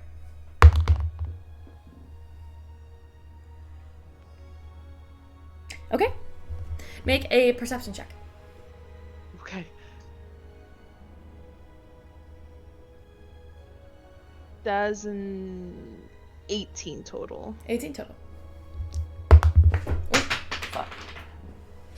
That rolled on the floor.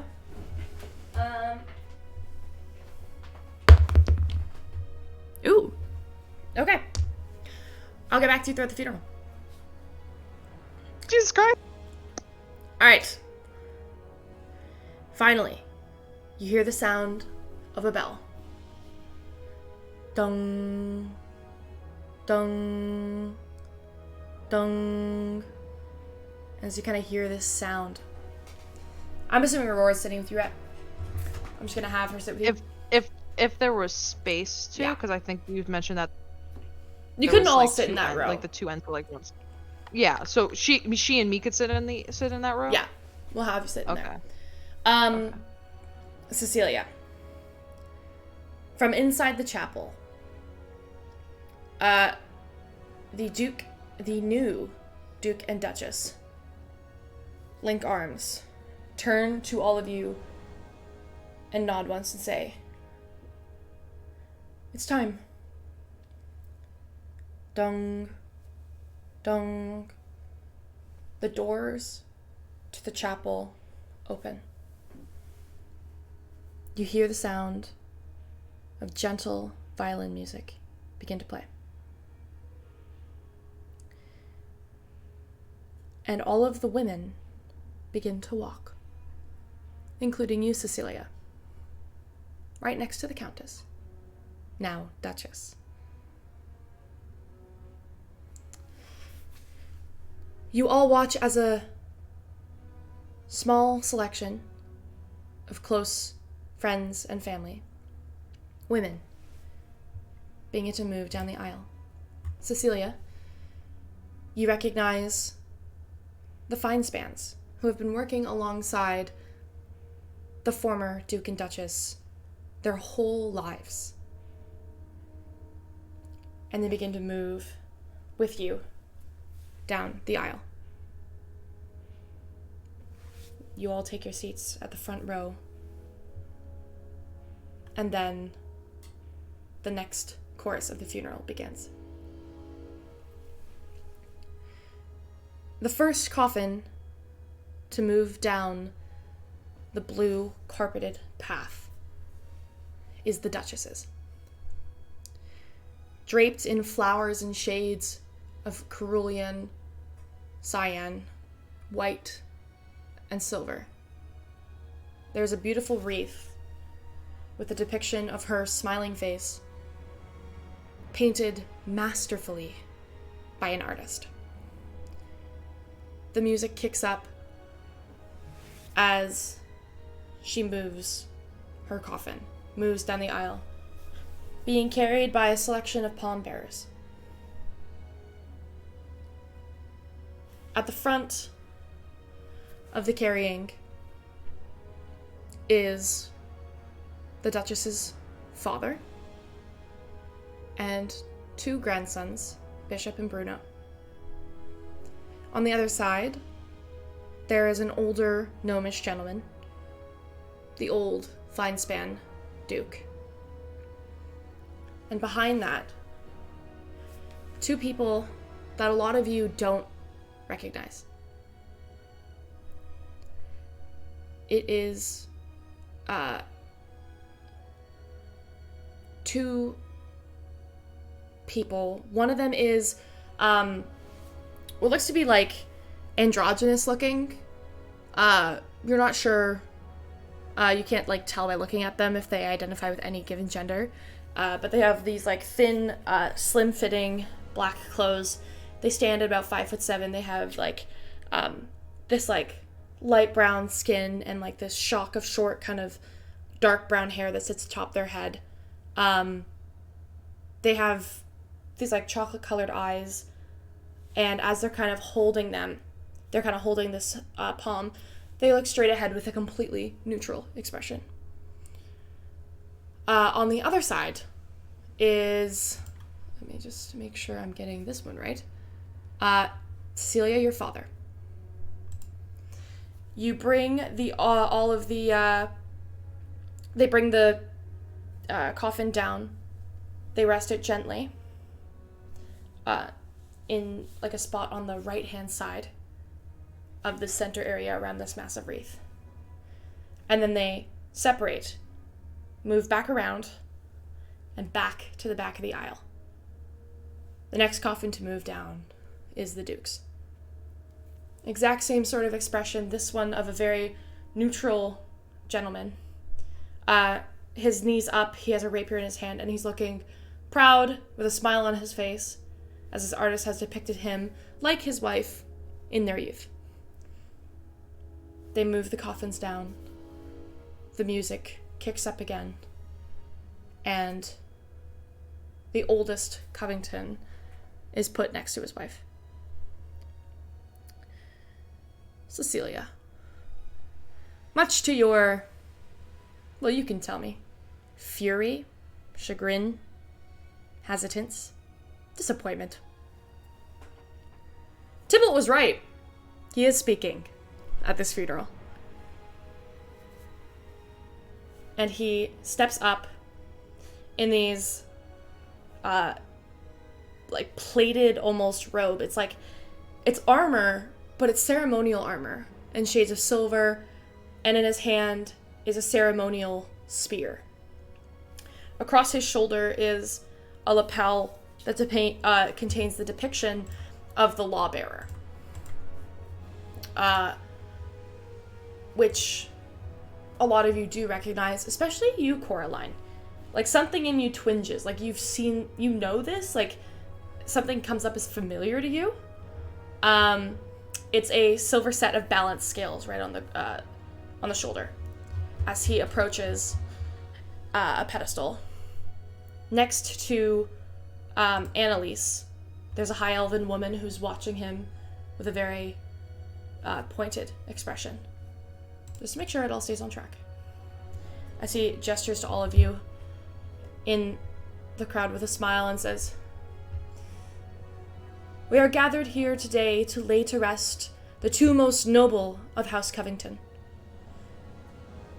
Duke Aaron Alden Hugo Forrest Covington. Today you lay to rest your father, Duke Oscar Quinton Isaac Maximus Covington. You also lay to rest your mother, champion of the arts here in Ashedonia, and while not born a Covington, raised one, become one.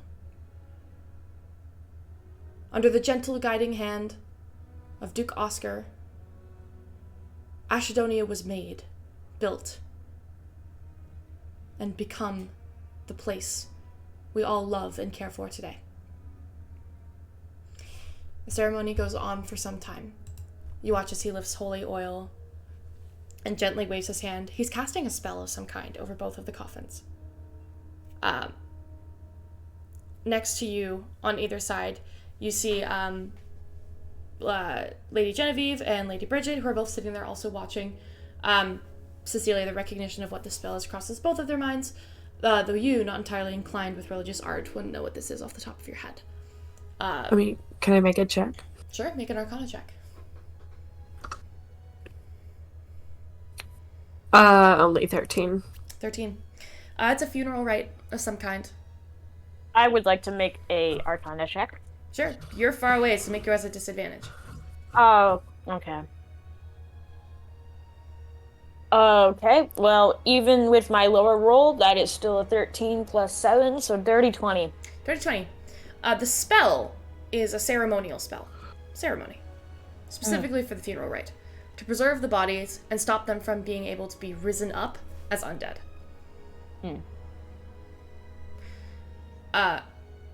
After a while, the new Duke, Aaron, he steps up and he speaks on behalf of his father and mother. It's extremely emotional. It moves a lot of the audience. You hear him talk about his time growing up and not knowing where he belonged, feeling lost as an only child, and heavily guided by the influence of his parents. He tells the story of falling in love and meeting his wife, because his parents were willing to take him abroad to learn the stories and the trades of the world, and how he not only was inspired by his parents, but he knows that his sons have also been inspired by their grandparents. Very moving. Bruno goes up, and he has an even harder time getting words out. He's choking up, he's upset. But he is able to muster through his speech.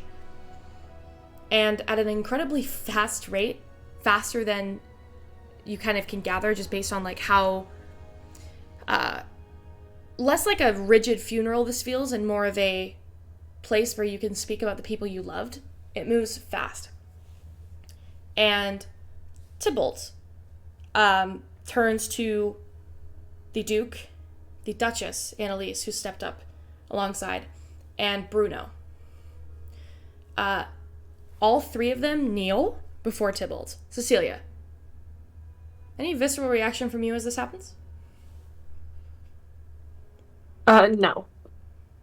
Okay. They both drop to a knee in front of Tybalt. Tybalt reaches forward with the ceremonial spear and touches the shoulders of Aaron first.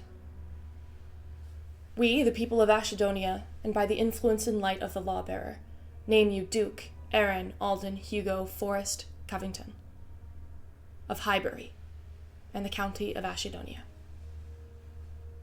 He leans in, accepts the marking, moves on to Annalise, who is then named the Duchess of Highbury.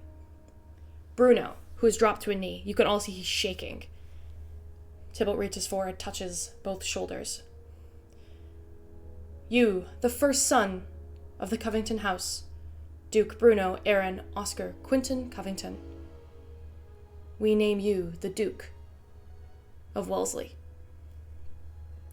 Bishop is still sitting in the pews. No title is bestowed upon him.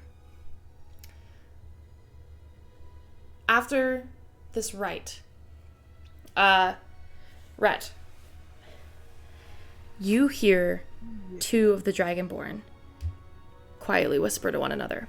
This one is specifically the brass and the bronze Dragonborn, two what look like boys, who lean into each other. One of them goes, "Poor fucking schmuck. I feel that shit, don't you?" The other one goes, "Yeah, Jesus Christ. What a poor luck of the draw." Gossip. Okay.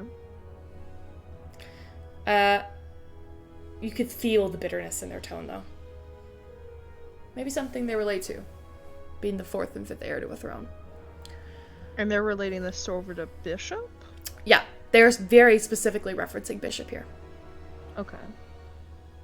And the conversation kind of continues. They don't seem to notice you listening in. Okay. God, it's worse enough being fourth and fifth. Can't imagine being second. You ever think he'd be crazy enough to do something like take the throne? The other one goes, "Take the throne? Look at the kid's eye. He got shanked with his own spear when he was like 7 or 8. He's not claiming anything from Bruno, not with his charisma. You never know. You know what they say about the second youngest. Always a bit of a loose cannon."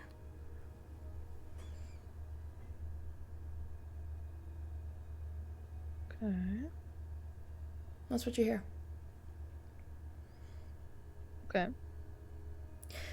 At the end of the funeral, the coffins are escorted down the cloth path back towards the cemetery at the far end of the Covington estate. This next ceremony is only for family. And there are refreshments waiting for you in the main hall that has been equipped for a small happy hour post-funeral. But not for you, Cecilia. Where's the alcohol? It's being passed out in like little champagne flutes are being passed out by servants. Oh, sweet. What are y'all doing? Drinking. Biz is gonna like try to be inconspicuous, but try to keep an eye on good old Marlin, like from a distance.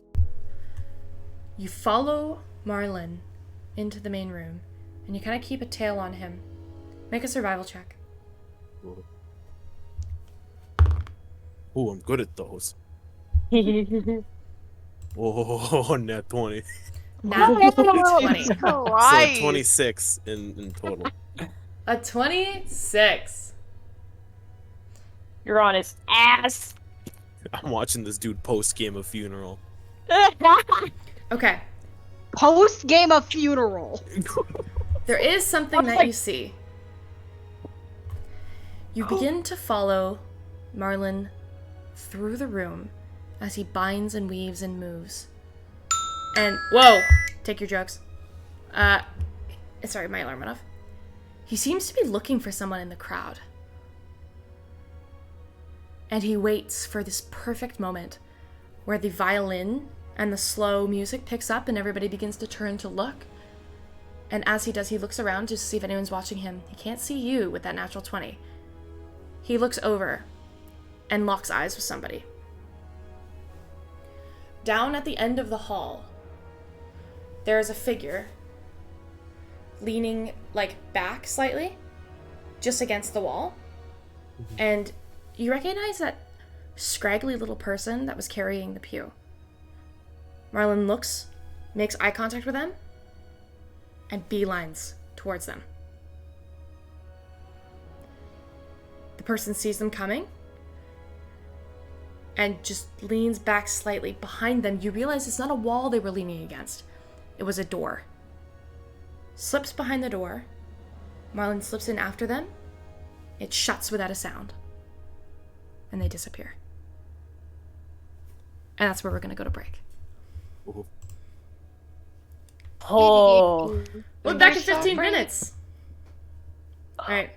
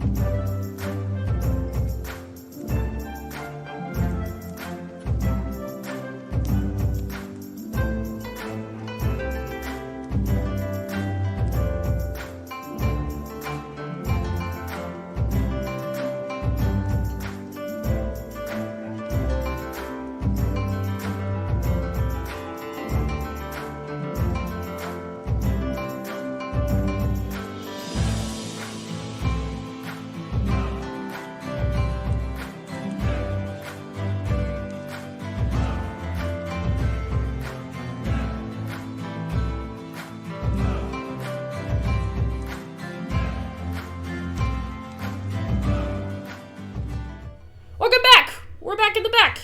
Viz, you saw two very freaky looking individuals being suspicious and doing some suspicious things, going behind a door and disappearing. What are you doing? Can I see if like anyone else was going or entering that room? Going or leaving, sorry. So you're gonna stand there and just watch the door in the room for a minute? Yeah. See if it's like a bathroom or something. Sure. Make a perception check. Okay.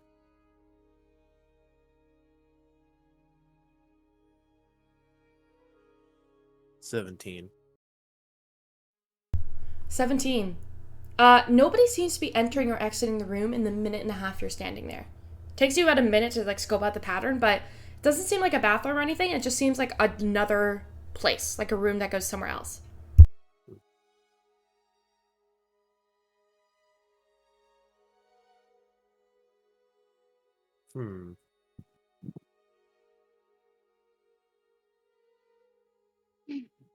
Let me look at something real quick. It's gonna take me a bit if you wanted to go to someone else real quick while I look up the thing for this. Sure. What are the rest of you doing? Cecilia, at any point you can return to the party if you don't want to be there, like, as their coffins are being lowered into the ground, basically. You're not expected to be there. It's only if you want to be there kind of thing. No, I will. I'll be there for Bruno and Bishop. And my dad. So yeah, I probably will stay until either Bruno or Bishop or my dad leaves. And then I'll go with one of them. I'm not going to be the first to leave, basically. Sure, no worries. What about the rest of you? Nev is drinking. But also, I guess, just kind of like keeping an eye out, keeping her ears open, even though she's not the most perceptive person.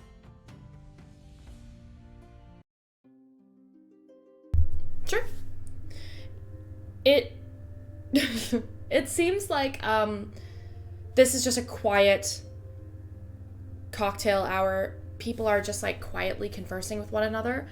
And you also, as you look around, people are kind of sticking to their own groups. Doesn't seem to be lots of intercommunal conversation here.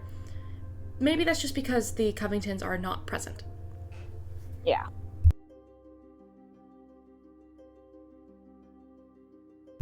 Biz, anything that you're doing? Okay, Viz is gonna find a quiet area, maybe a bathroom. Okay. He's gonna pull out that loot. Okay. He's gonna cast invisibility on himself. Ooh. Okay. All right. You play a couple strings and flick your hand and you vanish. Okay. He's gonna walk back over there. Being sneaky. And then get close to the door to see if he can just hear like them talking like really close from the outside. Make a perception check. Okay.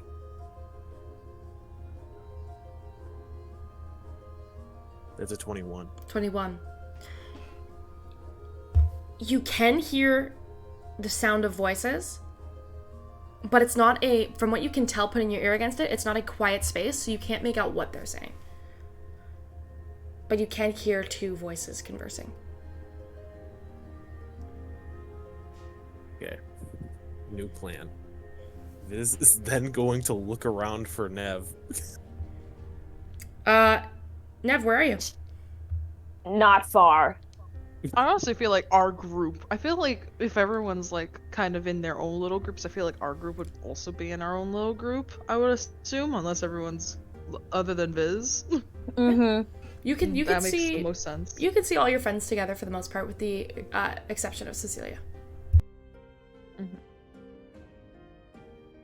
I think I'm getting real tired of these fancy parties that end in sad stuff. I mean, hey, the rich love tragedy. Why is that?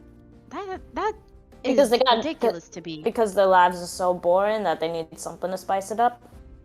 Nev's whenever whispering someone- this, by the way, because she Yeah. knows if she says this loudly, people are going to be Hurt her. mad. She is whispering this shit. So Why- people just why- have parties after people die, and it's just normal. And people drink at these things. What the hell? That feels like it's disrespecting the dead more. And she's like whisper yelling this at Nev. Well, I mean, it's kind of like one last drink for, the deceased. Yeah, but the deceased can't even enjoy it. You can in spirit. But Depends if their spirit has any substance. We don't know what they did in their life. Could be an evil person. I don't know. We're just here at a random noble's funeral. I think Well, I it's mean, more of a... I mean, we were kind of there, and we're kind of like hired by their Yeah. grandson. So I mean, we're not. It's there's a reason, I guess, we're here. And it's indirectly my fault, but I'm still here somehow. No, it's not your fault. I gave him and her the goddamn wine. I should have inspected did it. I your knew that job. woman was weird. Darling, you did your job. No one could have suspected that. Well, it doesn't make me feel any less bad about it, okay? And she's like actually very like upset that you guys are trying to like defend her. Like she wants to be like held accountable. Even though she really didn't do anything, she still feels like she ruined a family. And it makes her very, very upset. Trust me when I say this. If that was an assassin from the Syndicate, that job would have been taken care of one way or another. It's not your fault. They have their ways.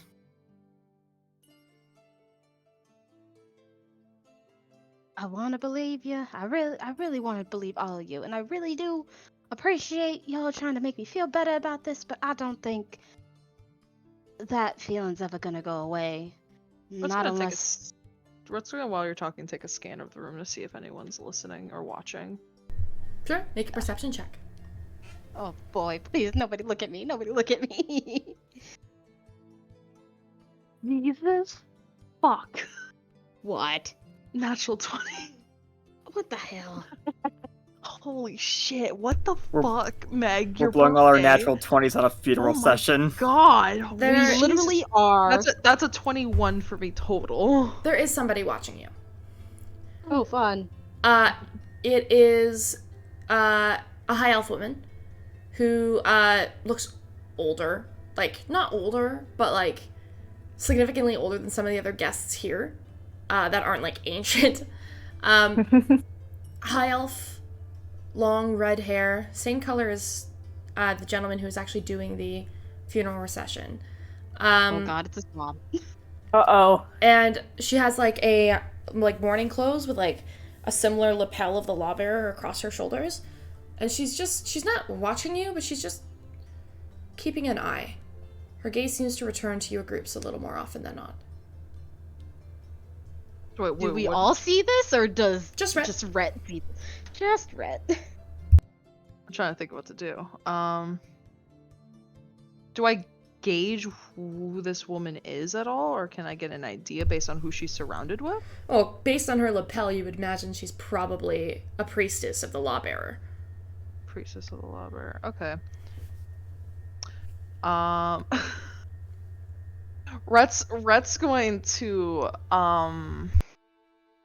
Rhett's gonna purposely make eye contact with her and give her a very respectful smile and wave. She looks at you, locks eyes. The cheek pulls up a little bit and she just nods. Respectful. Doesn't make any move towards you. Still looking. Then looks back to the group. Being a little watched, so let's keep our voices down.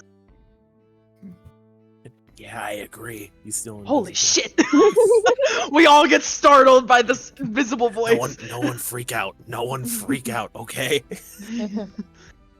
Darling, So- why can't we see you? I'm snooping. All right, I'm snooping right now. I'm gonna need a distraction while I go check in on something. I'm great at those. How drunk are you? Well, okay. If I have 2 more drinks, I think I'll be able to do something big. Good enough. Nev, you're gonna need to. How am I gonna do this? How is Viz gonna describe where this door is? Hey, grab her hand and point randomly. Can he do that when he's invisible? Can you grab people? It Like, might just look a hold their little hand? weird if their arms just randomly lifting and it looks like they're getting moved in a direction. They might look really odd if nobody's pulling them. Maybe we'll circle Nev a little bit. Circle Nev Viz- so that you guys can't see him, or no one Viz can will see him. describe the direction the door is in, Mhm. and then while Nev is like looking for it, he'll adjust her head to like look at it. Do I see the door? Yeah, you do see the door. I shit you not, guys. I just rolled a 100. So, I'm gonna pocket that. I don't know what Oh. that means. I don't know what that means either. Why were you rolling a D100? No reason. They're the percentile There's- dice. I was rolling for the percentage of something. Oh, Oh. okay. Continue. Mm-hmm. Okay. Okay, you guys continue. Nev, I'm gonna need you to open that door and act like you thought it was a bathroom. Enough time so I can sneak in. There is someone in there, that Marlin man. He went in there. I saw him gonna talk to someone Marlin? suspicious. Malin? All right, stay close behind me. You guys Politician. keep doing your thing. I'm gonna go run to the bathroom. We could hear the whole conversation. Oh, shut up! Pretend you aren't. Nev downs her other. No, she snatches Rhett's drink out of his hand, downs it, hands the empty glass to him, and stumbles off to the bathroom or the door. Okay. Fucking hell. What do you do? I'm going to pretend to open the Can- door and pretend that, I thought it was a bathroom, Do you pretend to open the door or do you actually open the door? I actually open the door. You open the door, and you are greeted with a very, very long hallway in the Cerulean Manor that leads somewhere else, and nobody in the hallway. Are there any other doors in the hallway? There are several. There's several doors that lead to different rooms, and this one goes it goes down probably 90, 100 feet. Please. Rolled a 100. Sorry. Sorry, guys. Damn.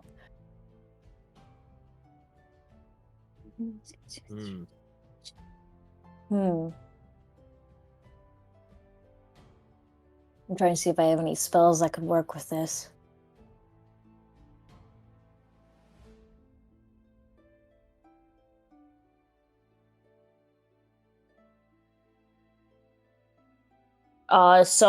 Which door is it? Because there's way too many. I don't know. I think we need to walk down the hallway and listen to see if we hear anybody. Fine. I guess they're gonna start heading down the hallway. Okay. You see various family portraits that line this hallway. Generations of the Covington family. There are in total 8 doors in this hallway. How do you determine where to go?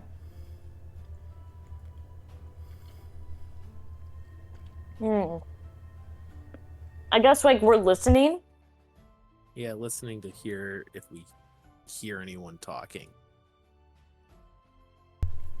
Can I, real quick, before they get too far, use my earring of message on Viz to basically be like, darling, if you get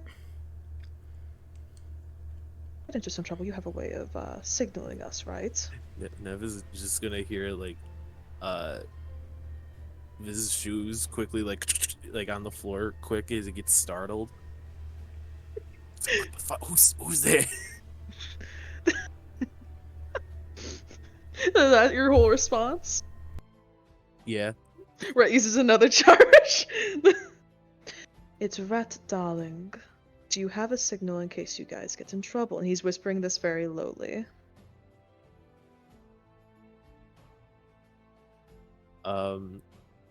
While standing next to Nev, is like, The signal, he'll. How far does a message go? I don't remember. It's like 120 feet, right? Yep. Yeah, okay. He'll finish that off with just like, this only goes 120 feet.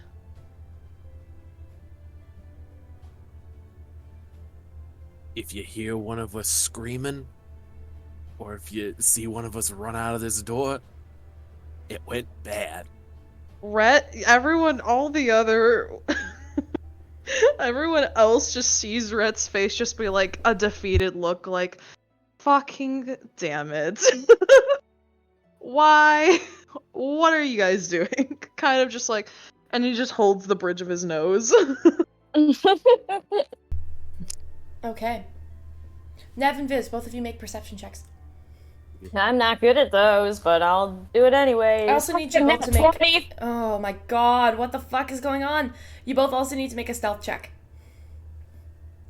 Did you roll another natural 20? What the Yeah, fuck? I did. What the fuck? I got a 21 for my perception for For stealth, I got oh my god, I got a dirty 20. I got a what is it? I got a 24 for stealth. Okay. It's my birthday and I can be good at D&D if I want to. Thank You you guys- for sharing the good with me, Meg. You guys slowly creep your way down the hall, quietly, silently, and you listen. You don't hear talking. You don't hear conversation. You don't hear anything. But you round one of the corner doors, and Viz, you get there first because you're invisible, and you immediately hold a hand up to stop Ned from like stepping out. He just, I can't runs see into his him. hand. Yeah, it's like a Yeah, little he's barrier. You're invisible. walking like next to each other. So when he puts his arm up, it's like he's kind of already there. So it's not like the momentum's throwing you forward. Like he's strong enough to kind of hold you there for a minute with your stealth check. Well, I just imagine like he's completely invisible. He puts his hand out, and then my face just makes contact with his hand, and I'm like, ah, fuck. You quiet it. You muffle it. Because when you lean into the room, Viz, and you look invisible, you can see the individual with that like dark brown hair and the dark brown skin, kind of just like, or the light brown skin, sorry, kind of just leaning in one of the rooms. This is a room adorned with shades of orange. There's a tapestry of an owl hanging from one of the walls, like a beautiful crest with an owl on it, again in the colors orange and gray. Lavish furniture. Doesn't look like any style that would be like common in Gildmoor. Maybe imported from somewhere else. And the individual with the slim dark suit has a flute of champagne in their hand, and is just staring up at the owl tapestry and takes a slow sip. Marlin Kripkos Waverly is nowhere to be seen. And Rhett. How much time? Oh, Jesus fucking Christ, why do you have to say my name so intensely? It Through- scares me. Through the door, Because you're one syllable. through the door that you all came through, Mr. Waverly walks in. Back into the main hall.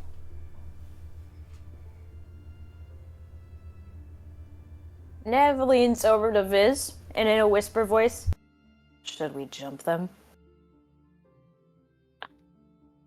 Wait, no. Rhett saw it. Rhett sees it. Waverly is in No, our no. room now. Oh Yeah. no, I'm talking about the unnamed motherfucker Okay. looking at this owl tapestry. Yeah. You see a water Did I- genasi walk in the way that like Viz had kind of described before. And they immediately kind of like reconvene with like a couple other individuals and start chatting with them. Do I get the sense that this was the person Viz was talking about, though? Based on the description, probably. Rhett will, like... Is there anything kind of, like, maybe near that door? Or maybe he can grab a drink? Like, wait for a servant to get nearby and then grab a drink from them or something? I mean, you could get close at any time and not be suspicious. This is like a meeting hall, Okay. right? You can move and go as you please. I'm just letting you know that they're now in that room with the rest of you, and they've separated. Rhett will get just a little bit closer to the door to try and hope that his thing will work. I know he doesn't know how far they went. And he'll do a little message. Looks like your friend is in our room and not in there with you.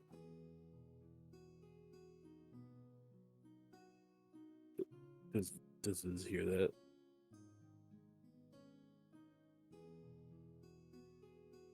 What? Yeah, it's a Does Viz message. hear It's that? a message. Oh, okay. Okay, I didn't know if it was Okay, 120 so feet they're away. in enough range. Okay, that's what we were waiting for. So Biz is still in 120 feet. Okay. He's waiting for a response to see if the range still worked. Yeah, you hear it.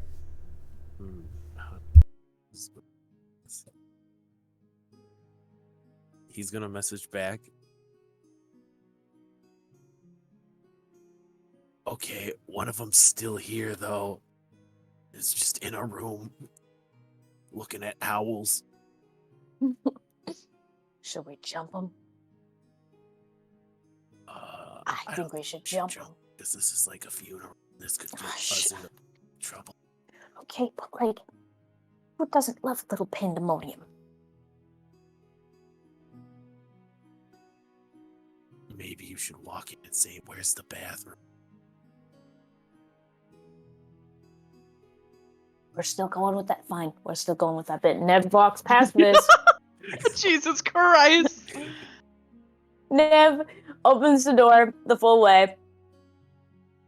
Do you know where the bathroom is? The figure turns and looks at you as they do, like, strands of hair kind of like fall into their face. Oh, you went the wrong way. It's back the way you came. And just turns back and sips out of their champagne flute. Thanks. And then Nev kind of, had the door propped open so then Viz could sneak in to the room if that was still what he wanted to do. Biz won't sneak in, but he's gonna try to remember what he can of every detail on that person's face. Okay. You lean in and you get a good, hard look. And you figure out the slope of their nose, you narrow in on their cheekbones, the shape of their eyebrows. As you kind of lean in and look, you could probably identify them again if you ever ran into them. Okay. Is this someone that we recognize at all? Nope, none of you recognize this person. Even if I made a history check. Make a history check with disadvantage. And you're lucky I'm letting you make this at all. It's a very hard DC. Okay. I rolled a 14 both times, and plus, what's my history? Plus 5, so 19. Okay. That's not enough to determine most of this. However, Got it. none of these crests on the wall with this tapestry or any of this stuff looks like anywhere in Gildmoor. So this person, all the stuff in here, based on the sentimental attachment that you're connecting between this person and all of these things, very likely foreign in some regard. With a 19, you do recall that the Covingtons, not the Covingtons, my apologies, a Covington, specifically Duchess Annalise Covington, was not born a Covington. She married into the family. And she was not born on Gildmoor. She was born on another continent. But you don't know which one. Do I know which continent? Oh, I don't. No. Maybe this is extended family.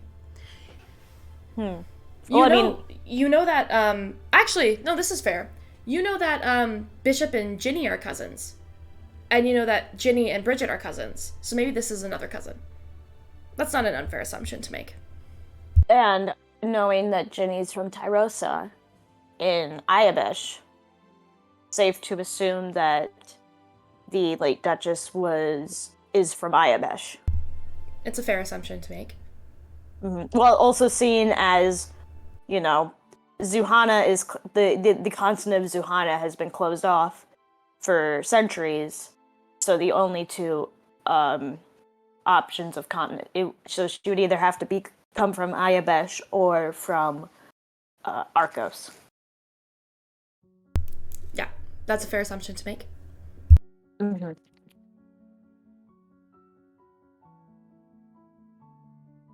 So after I close the door, I'm like, okay, so what do we do now? Let's get out of here. And we're just gonna leave. Okay. Rhett's gonna like still mingle with, the group and everything. But keep an eye on this guy a little, like, sneakily. Sure. You keep an eye on him. Make a stealth check. Wait, am I good at those? I am really good at those. Holy shit! Nat 20. Is it another nat 20? I'm scared. You're wasting him, guys. You I begin to know. follow. You begin to follow. 26 total. Okay. Hey. You begin to follow. You're wasting him on skill checks too. Sucks. Oh my god.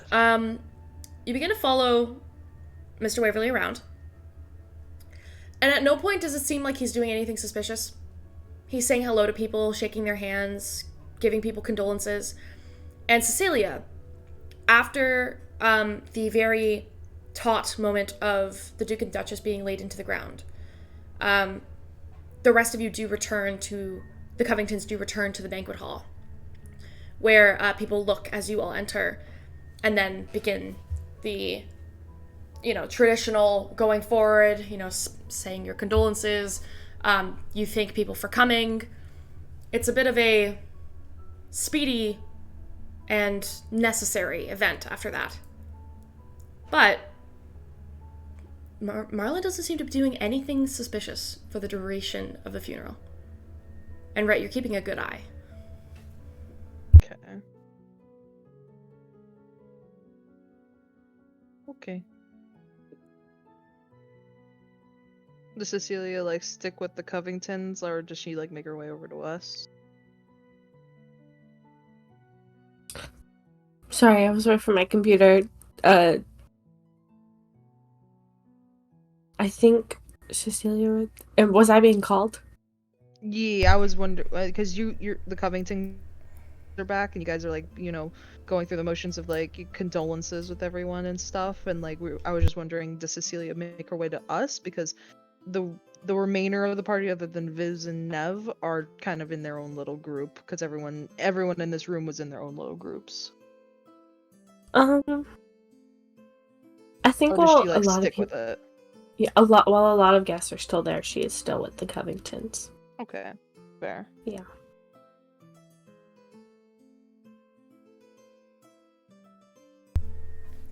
Is there anything anyone would like to do before we close out the funeral? Does Viz and Nev get back? Yeah.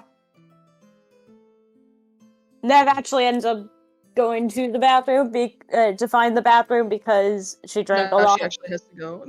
Yeah. Viz also She's like, has to go oh to the man, all bathroom. that thinking about having to use the bathroom makes me actually need to use the bathroom. Viz still has to go there to decloak.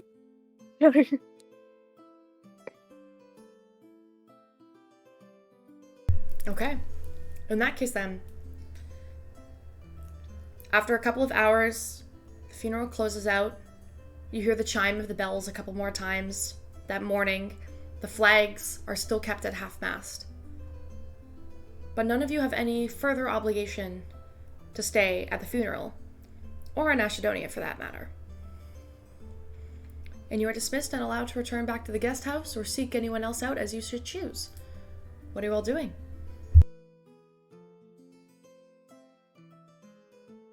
Bert will take one more glance as, people are like, or everyone's like, either talking or getting out or stuff like that. Where are those dragonborns now?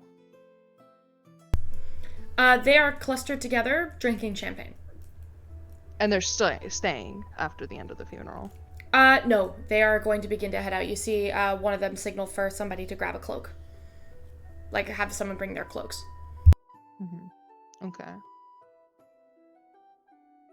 Rort will, like, acknowledge that, but, like, look back at... Is Viz back, but, like, Yeah, seeable he's now? normal again. So what did you guys find out? Be quite honest with you. I didn't get shit from that. Yeah, Nev? no, yeah, The no, guy- we didn't get the- shit. And he's talking very quietly and also watching around them in case anyone could then, like, and they're like talking and like quietly. I'd say. Mm-hmm. And yeah, we'll be like, I didn't notice the guy you're talking about doing anything suspicious. He was just giving condolences to everyone, but how did he end up there if he went into that room with you? Or with that person? I don't know, man. Rich people, they got their ways around. So the person was just waiting in there? Mm-hmm. Well, it was in a room that had some owls on a big tapestry. I don't think that whoever that person was, who he was talking to, they're definitely not from Gildmoor. Interesting. Odd. I'm not sure what to make of that. Me Why neither. were you so Oh well, suspicious of that funeral's person, over. though? Right, we'll be like, why were you so suspicious of that person, though, to follow them? Yeah, Viz, why are we suspicious of him? Hey, how about we talk about this How when we about- get back to the guest house? That's fair. Okay.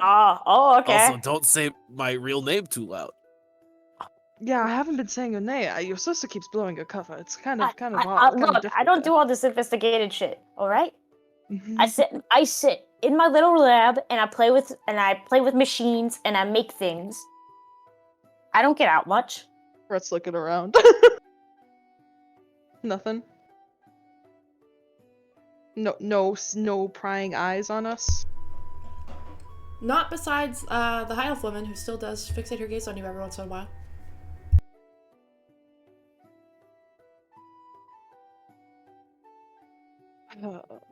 That woman is... My interest is piqued. Ned like follows Red's gaze and also looks directly at the woman. The woman just looks at you, nods once, continues to stare.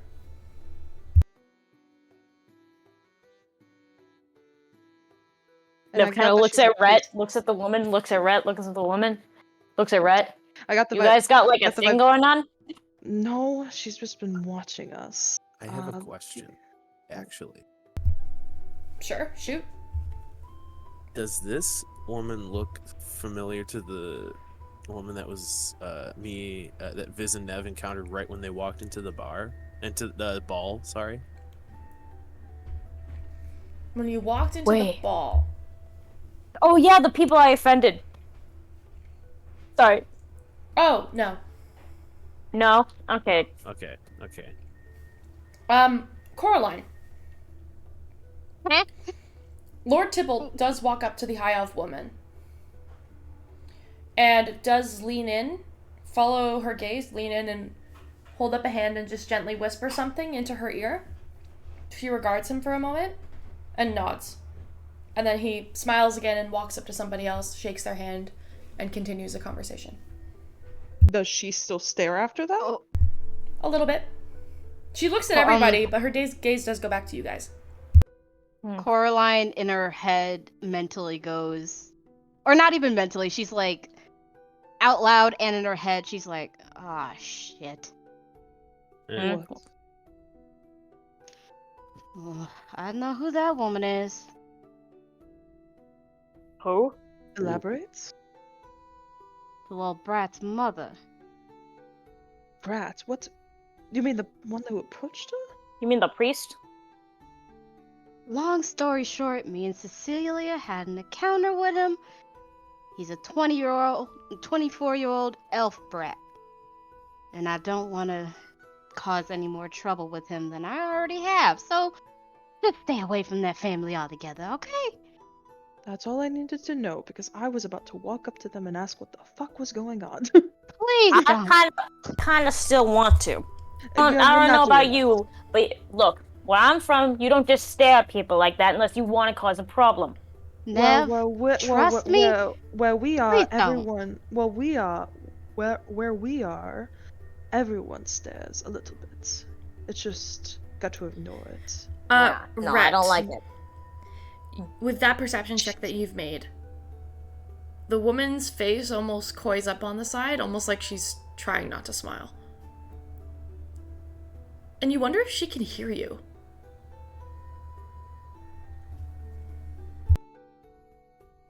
Yeah, we should go, darlings. It's like really, like, you don't know for sure, but it's like really well timed to your almost comical conversation. Yeah, we should go, darlings. And he'll Yeah, like he'll that's he'll what like this he'll be like smiling at them and then like, you know, gaze around, like pretend to gaze around and stuff and like pretend to like have just seen her and then do the respectful smile and nod. Okay, so Rhett, you say, we should go. Like, yeah, we should go. And in your head, you hear a woman's voice. Shame. We could have had such an interesting conversation. Perhaps another time.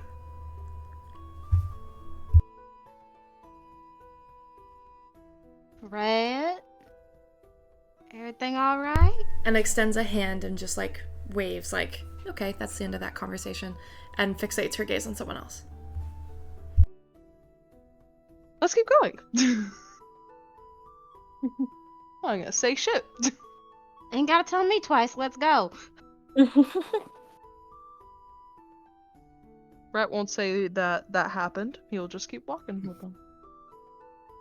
Never been a fan of funerals anyway. Me neither. I think we Oh my would say God. bye to the Covingtons though. Yeah. Before we left, but yeah. Bishop does, like, as you say goodbye to Bishop, he kind of like catches... Whose arm? He's gonna catch someone's arm. Whose arm? Oh. Brett, he'll catch your arm. He just gently reaches out and Okay. catches your elbow. Mm-hmm. Be careful. Yes. And don't trust anyone that you can't trust with your life. Something I've lived by most of my life. In his pocket, he pulls something out and hands it to you. This is a way to directly contact me. You can do so once a day. I leave it with you, Rhett. My loyalty Thank is you. to the Condors as promised. And hopefully, I can trust you with my life.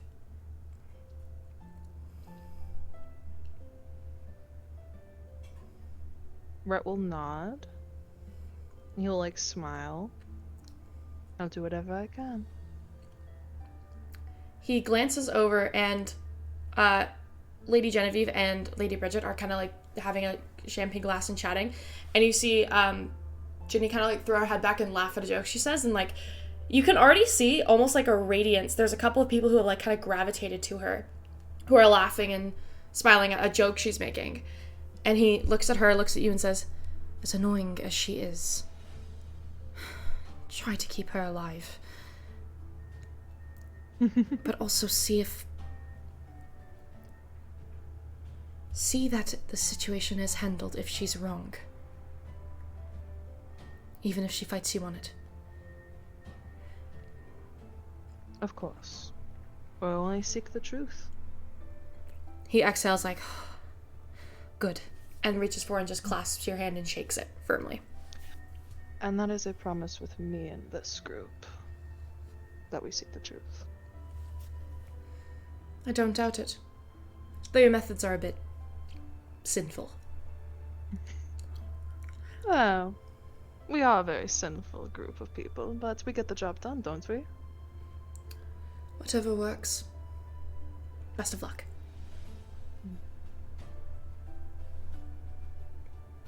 Alrighty. Okay. Wrapped in the sending stone is a small note that when you open, that's what it is, by the way, it's a sending stone. You can go ahead and add that to your inventory. You have a sending stone connection line to Bishop. Presents. I got so many presents. I rolled today. for it. You have a sending stone with a one-way line to Bishop.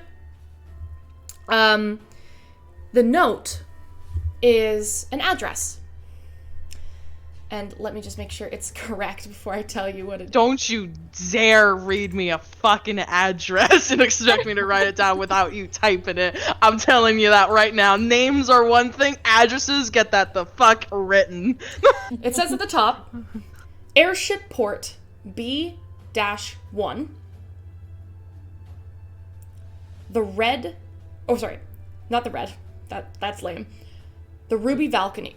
Oh, blah! The Ruby Valkyrie. Ooh. Ooh. It got increasingly more creative. Dock 5. Dock 5. Okay. And then at the bottom, it has the Covington seal and crest. Alright. What would you all like to do as you exit the funeral? We'll keep this stone on him. He won't say anything. Well, I guess. Well, we have. How long do we have until like we're going to go there? You can leave whenever you'd like. We can leave whenever we like. Do you guys want to rest before we go, or should we go ahead and just pack our things and get out of here? I mean, your nose is looking better, but I don't know. Maybe we could rest a little bit. I got to write some Darling. stuff anyways. Well, my nose is fine, darling. What? Do I not look handsome enough? Nah, Nev hit you in the face with a book. That's all I'm saying. Yeah. But is it broken? Is it It'll be broken if you don't watch yourself. Nev. I was simply trying to wake you up because your snoring was incredibly loud. Look, there's a way to wake me up, and it's a very specific way to wake me up. His nose. What's the specific way then? It's literally just slapping her in the face. There is a wide grin that forms on Rit's face. Duly noted. Oh, she still hurts you afterwards. It's just the least yeah. hurtful one. Mm-hmm.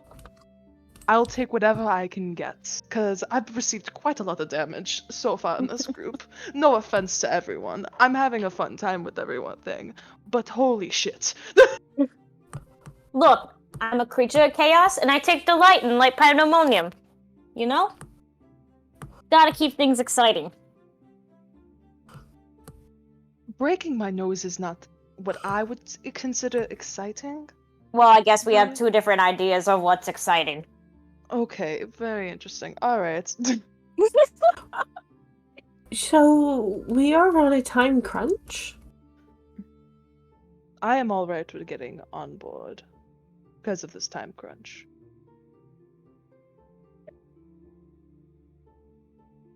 Well, then what are we waiting for? Let's touch the skies. Alrighty. And, yeah, I guess we would all just go back to the place, get our things. And Rhett will just mention the address without saying why he knows the address. All right. So, go ahead.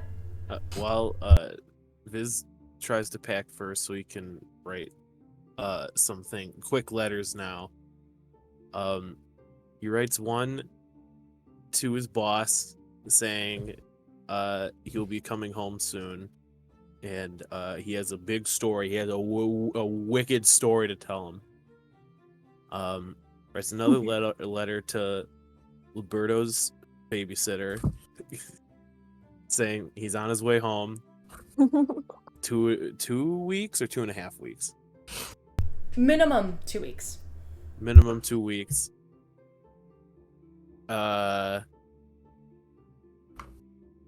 Then he'll write one to Cammy.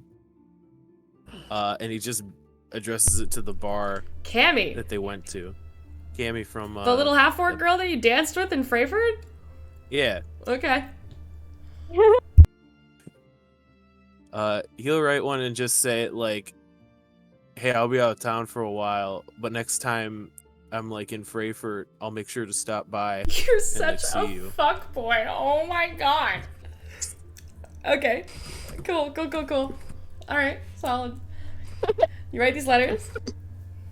This fucks, okay? 4 silver to send them each. Because I was wrong in the prices last time. It's 4 silver to send the one to Cammy. It'll be 2 gold to send the one cross country. Like internationally, essentially, because you're sending it out. So 4 gold and 2 silver to do that.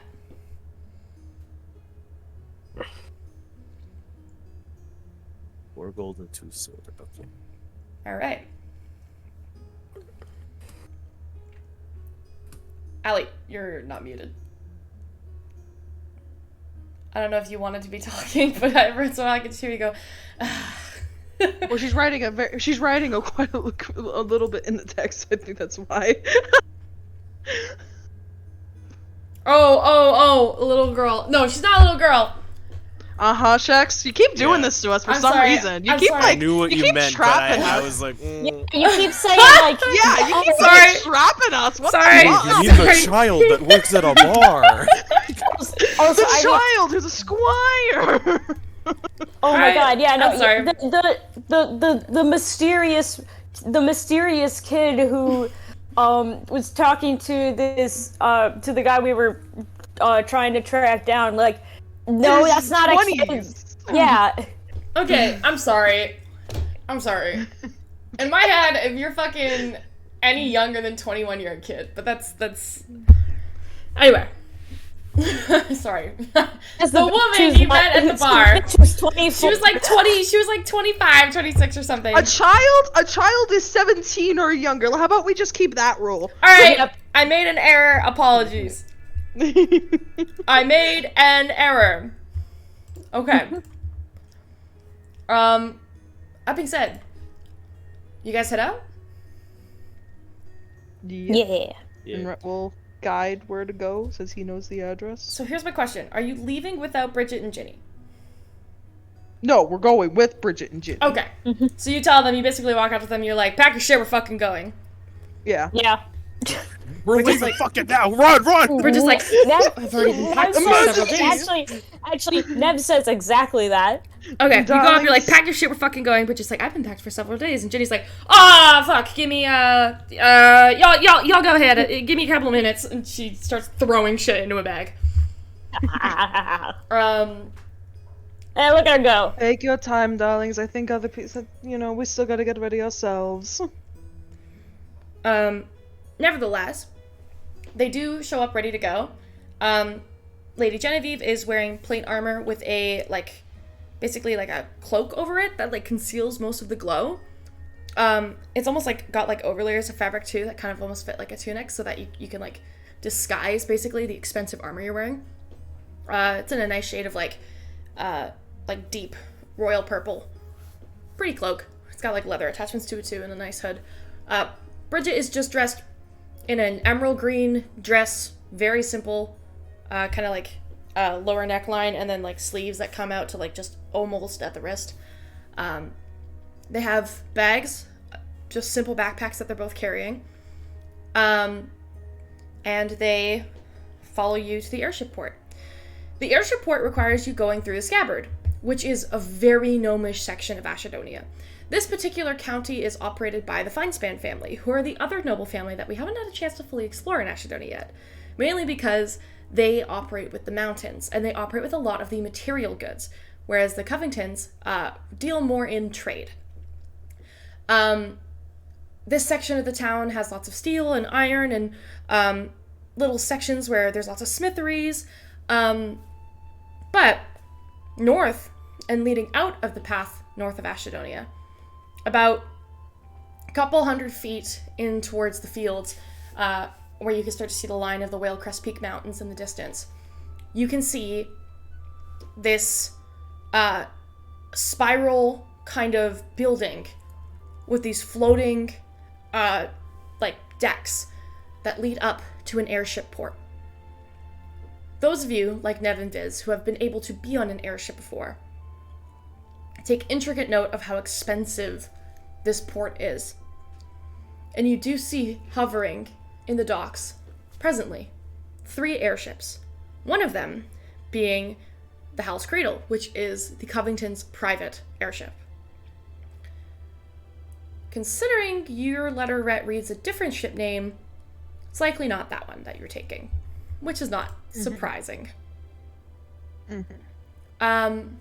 However, you step up, you float upwards. There's a member of the Ashland Watch who checks your scroll and hands it back to you, Rhett, and goes, check in with the port captain. He'll tell you where to go from there.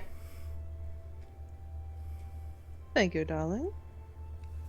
You hover up, and there at the top, you are greeted by an absolutely stressed out looking gnome with like a pile of scrolls in his hand and like a little captain's hat over like these like simple vestments of like a vest and like a button-up shirt. He kind of looks at you all as you approach. He goes, hi, what can I do for you? You got paid? What ship you going? Pick a ship? Where's your ship? The Ruby Valkyrie. You'll put the letter down.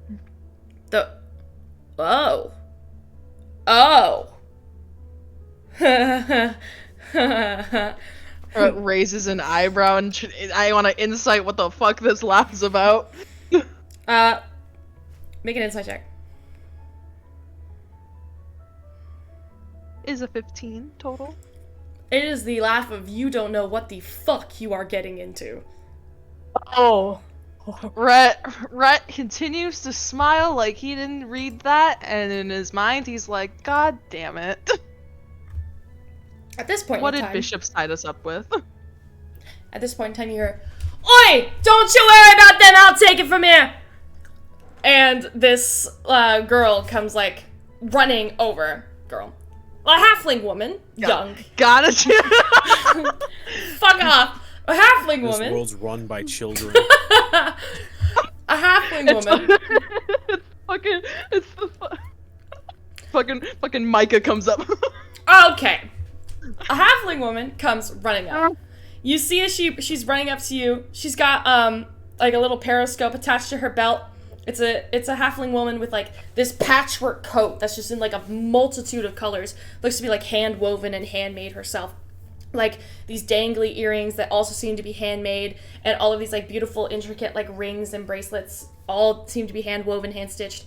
She has light brown skin and dark hair that's kind of pulled up into an updo. And she's like charging over to you like, "Oh, are you the ones that the kids sent then, eh?" Yes, Lord Bishop sent us. Wonderful! You're gonna have a great time aboard the Ruby Valkyrie then.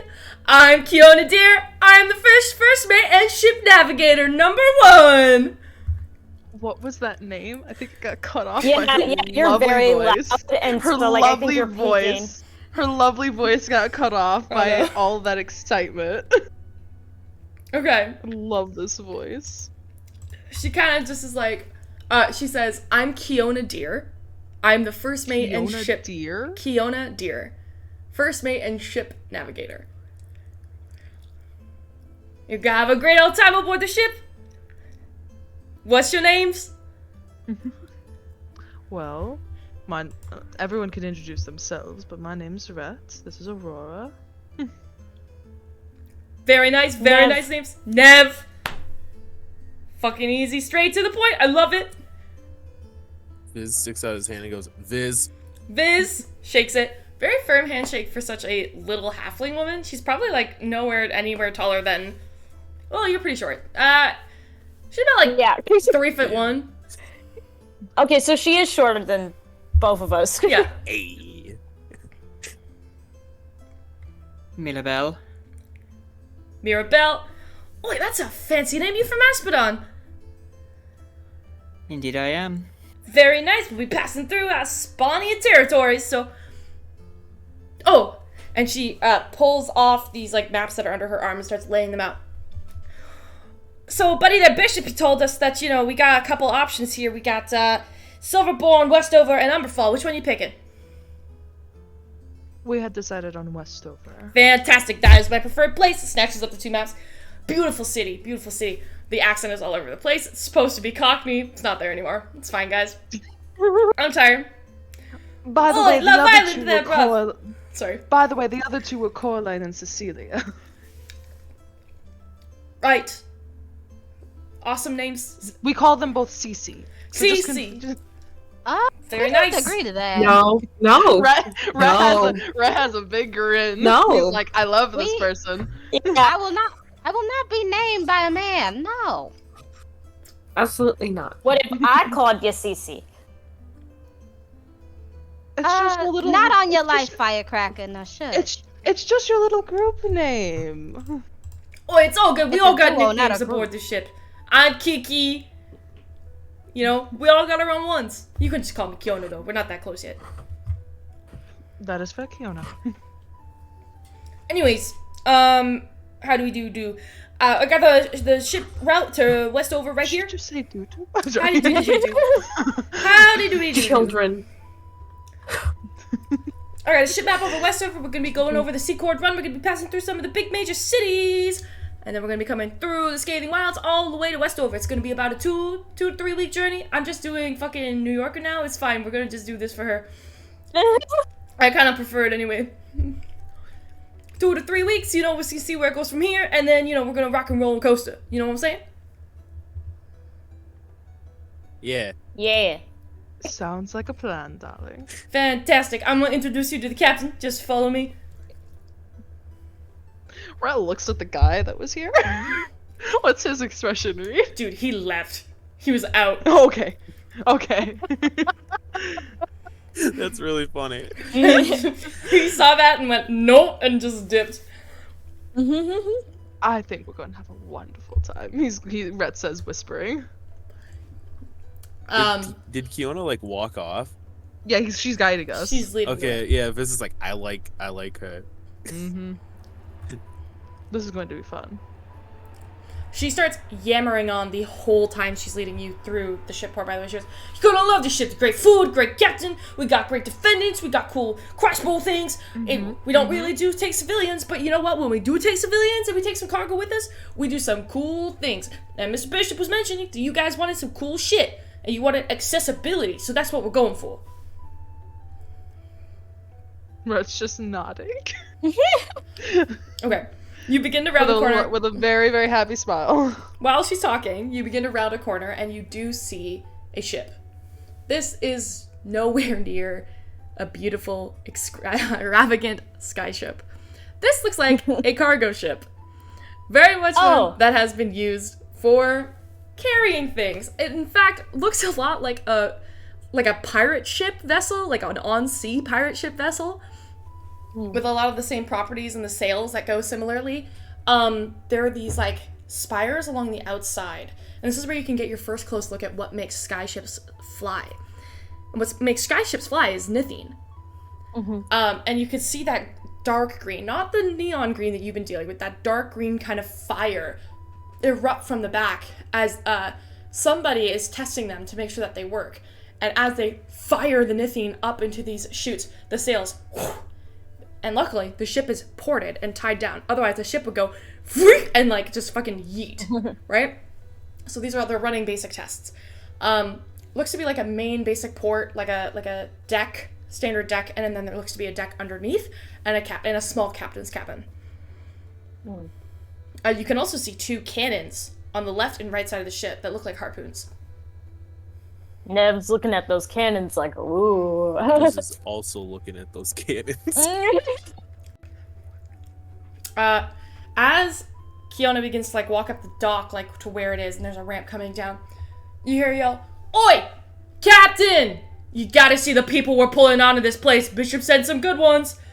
And you see a woman swing down off of one of the sails and plant her feet against it like a pirate, kind of hanging there from it. This woman is wearing, and you know right away that you see this woman kind of perched there. She is wearing garnet hand robes, like the dark garnet hand red that comes down and like crops at the middle. She's like baggy, like sort of like monk trousers that come down the side. Across her back is a staff, and she has hair that's kind of cropped and shaved at the side and then pulled up into a little half ponytail. Her features undeniably half-elf, and you kind of look at her kind of hanging there for a second as she like smiles at all of you, and she looks really familiar. Like really familiar. To all of you. Is there something we can gauge or try and roll to see if we fucking recognize her? All of you, History. all of you make a history check. Every single one of you. Okay. Boop boop boop boop. 30, 20? 19. 30, 20, 19, 23. 23, 16. 16, 17. 17. Coraline? I'm sorry, my brain completely zoned out. What am I rolling for? History check. History. History, okay. Oh my god. I'm so sorry, guys. It's alright. I was quiet for too long and this is what happened.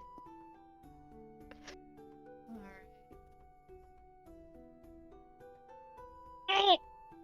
That's not fun. That's a 9. 9. It's enough.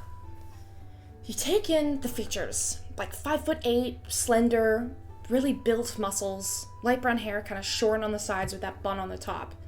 Amber eyes, sharp features, pointy ears, the garnet hand clothes, the sleeveless burgundy cloak, the staff. Oh, fuck.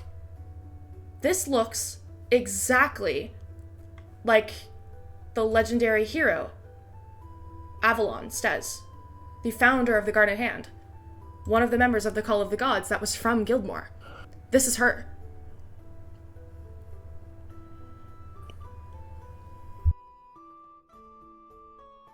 Holy shit. Wait, What? wait. Like, this is what? actually her? What? This No? is actually her? It looks exactly like her. Like, it's everything that you've seen in pictures and portraits and story tales, and some of you who have passed through Avalon, which is like a city that she was born in and built around her, have seen the massive statue of her in that city. It looks exactly like her. It's her. Where are we supposed to be seeing this? It's the captain who's hanging off Oh. who's hanging off the sail, watching you all approach Oh. with a grin. Damn.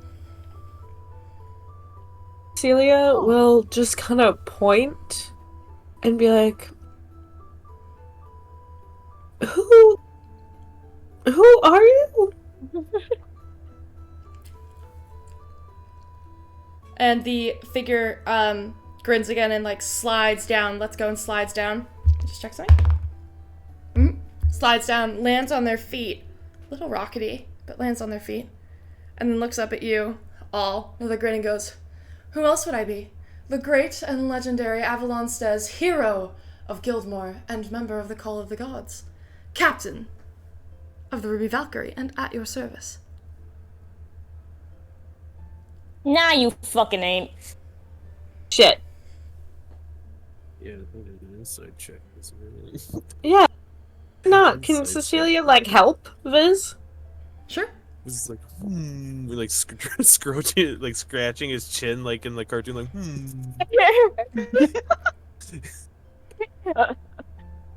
Oh, wait, so Cecilia's helping? Yeah. She's doing the same thing, like, And Nev is just like, nah. No, I think Cecilia's just like absolutely just like glaring. Like, this is a lie somehow.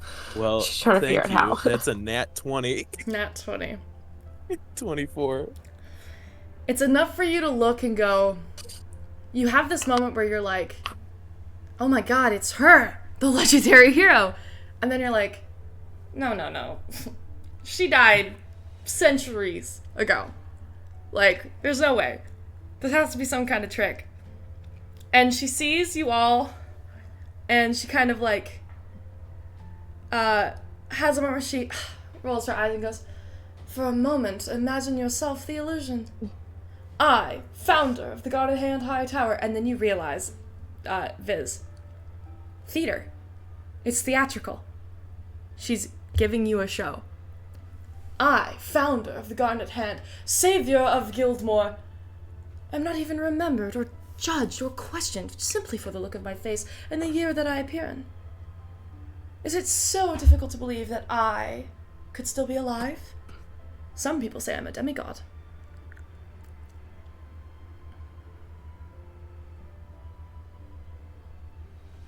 It's a pretty good performance. Who are you? Snorts.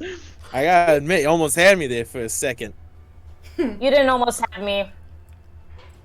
And there's a moment where the facade kind of drops, and you see a more relaxed drop of the shoulders. They roll a little bit, and a coy grin that's like not so sly as it is just like cheeky and excited. And she goes, "Ah, damn it, bud, I almost got you though for sure, didn't I? Fucking Keener's always guessing what's going on. Lizelle, help me with a costume change there, would you, bud?" And there's this woman who's been standing by. You haven't even noticed her until now because this is just so fucking surreal. It's a woman with like an absolutely beefy, jacked woman with a cropped shirt across her chest and a missing arm from like the wrist down on her left hand. And on her right hand, she grabs a coat and throws it towards this woman who looks like Avalon. And she catches it, and as she does, her form, as she throws the coat around her, her form completely changes, shifts, morphs. And you see before you a woman with white skin and a very like sloped and pointed nose, long fey ears that kind of come off across with like a single, as she pulls her hair back and it fades and shifts, a single golden tip of jewelry that comes down from the top cuff of the ear to the bottom of the ear. She puts the coat around her, and you see she's wearing like a corset underneath these Guarded Hand robes that just fall away. She pulls them off. A pull-away costume, like in theater. And as she puts the jacket on and drops the staff, fucking doesn't know how to use it, you realize it's the handle of a broom. It's not actually a staff. But hey, she fucking fooled you, and she kind of throws it away. And as she does, you see 3 colorful streaks appear in her hair that is now magically pulling itself up as her form changes. A streak of blonde hair coming around the side and tucked into the back of the ponytail. A single streak of brown hair on the other side that tucks in on the exact opposite angle. And then in the top, in the fringe of her hair, a dark black streak that sticks right up and bends behind the blonde piece around the rest of her hair, which is like this cascade of white pulled up. And you see a changeling who steps before you all and goes, "Ah, damn it, bud. I swear to God, I'm getting better with some of my stuff. But for real though, if you're not going to be a Kina for a moment, rate my performance on a scale of 1 to 10. This is the best character I ever met. This is out of Viz right now. This is the best character I ever met. Viz is gonna hold up all of his fingers on his hand and hold them like straight up in the air. Aw, thanks there, bud. Good. I thought I for sure was gonna wipe the fuck out when I hanged that Larry down the side of the board there. You see me stumble a little bit, but I got it back. Listen, some people are allowed to be hosers, but not me there, bud. Anyway, nice to meet you all. I'm Captain Amaris. Welcome aboard the Ruby Valkyrie. Maris, okay.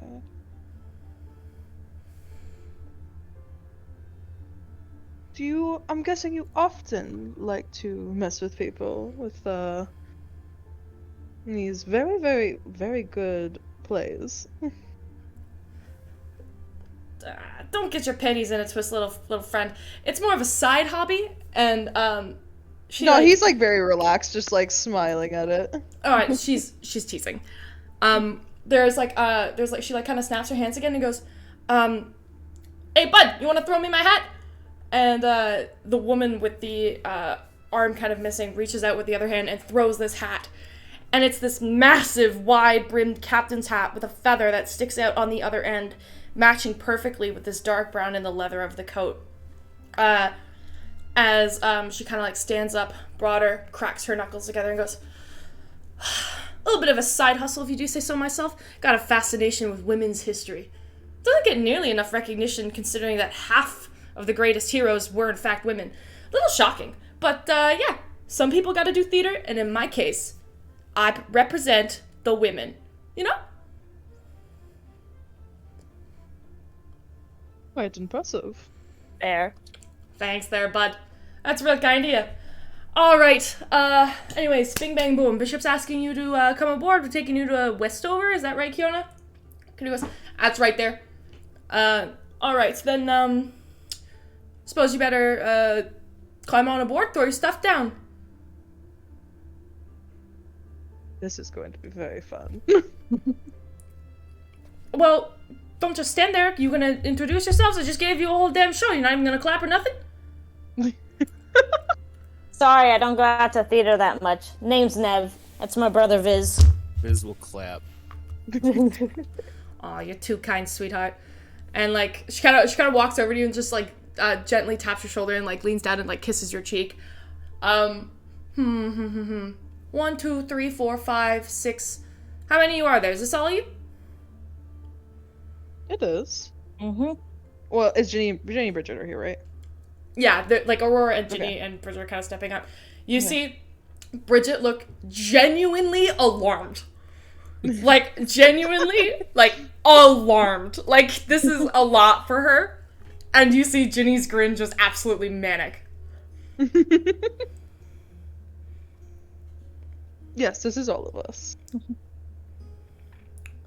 Well, didn't know we were dealing with, top-notch royalty. We got, 3 ladies, if I'm not mistaken.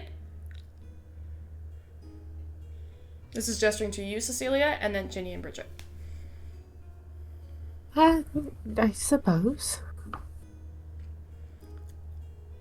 Well, fancy stuff. You're not a very talkative bunch there, are you, buds? I'm just watching the display. It's quite amusing. Ah, don't worry. We'll clean it up. We'll make it real easy for you. Maybe we'll start with the 2 more, what's the word? Less loud of our buds. What do you say? I think that will work for some of these guys. If you know, you know. You know what I mean? Okay. Brilme, Saphir, come here.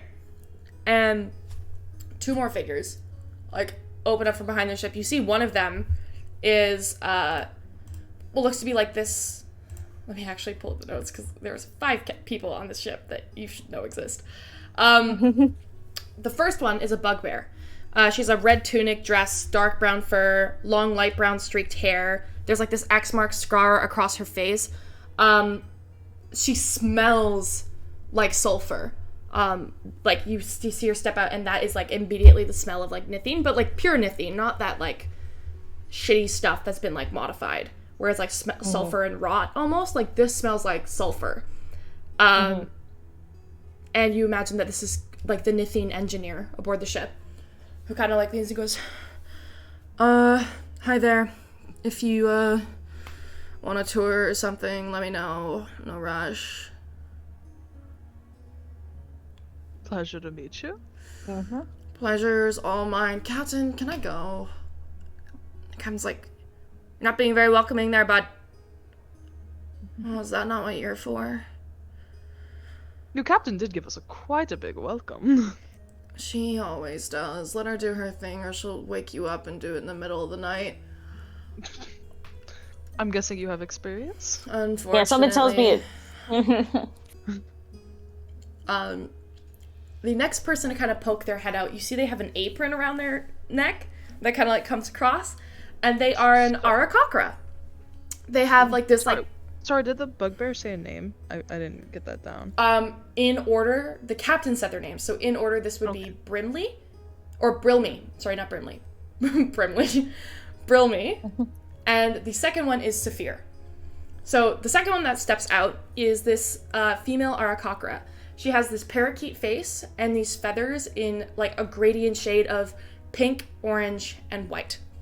That kind of like flow in that order from like a dark pink down to a lighter pink, and then like white colors, and then those like light oranges leading into like a sunset orange that kind of cascade down from the top of her head all the way down to like the ends of her tail feathers. There is a like white apron around her neck and back that she kind of ties, and she kind of leans out and goes, "New people? Hello, I'm Saphir. I'm the cook." Nice to meet you as well, Sophia. Pleasure. If you have any favorites of food, let me know now, and I can prepare in advance.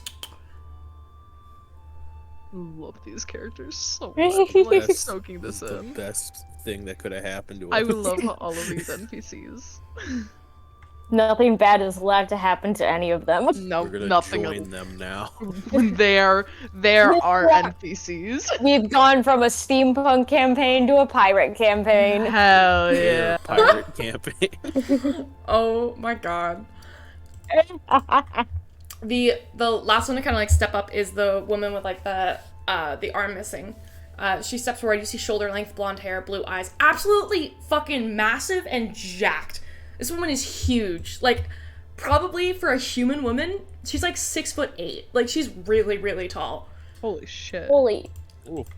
And she's like absolutely jacked from like literally top to bottom, like shredded. She has like this crop shirt that kind of comes like under her chest, exposing her whole midriff. Just fucking abs on abs, and like absolutely like massive build. She looks like she could be a power weight champion.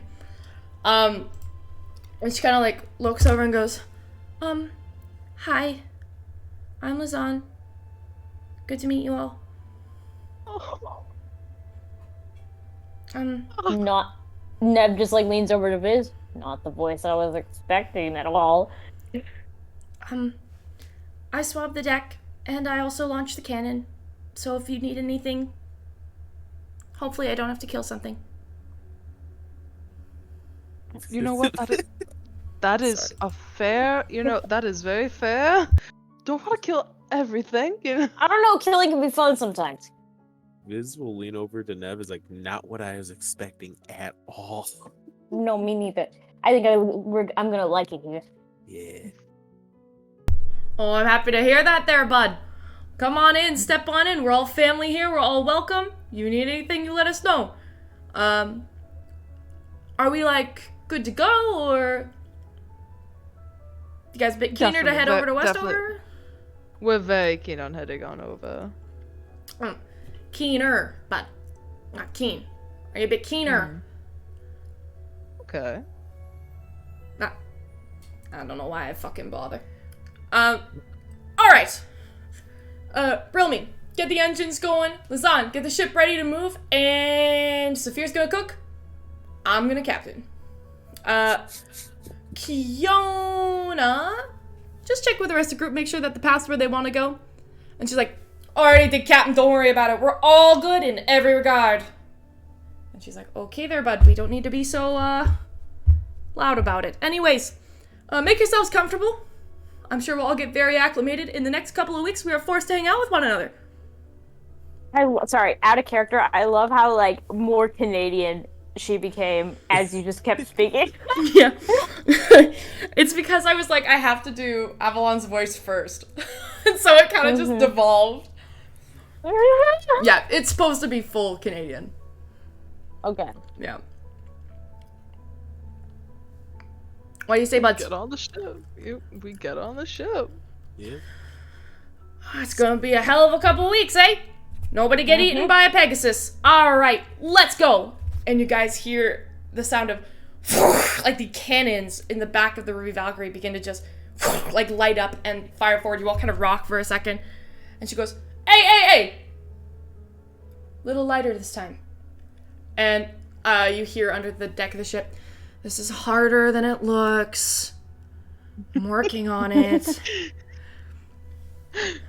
And slowly, Lazan and the captain pull the ropes off the side of the ship.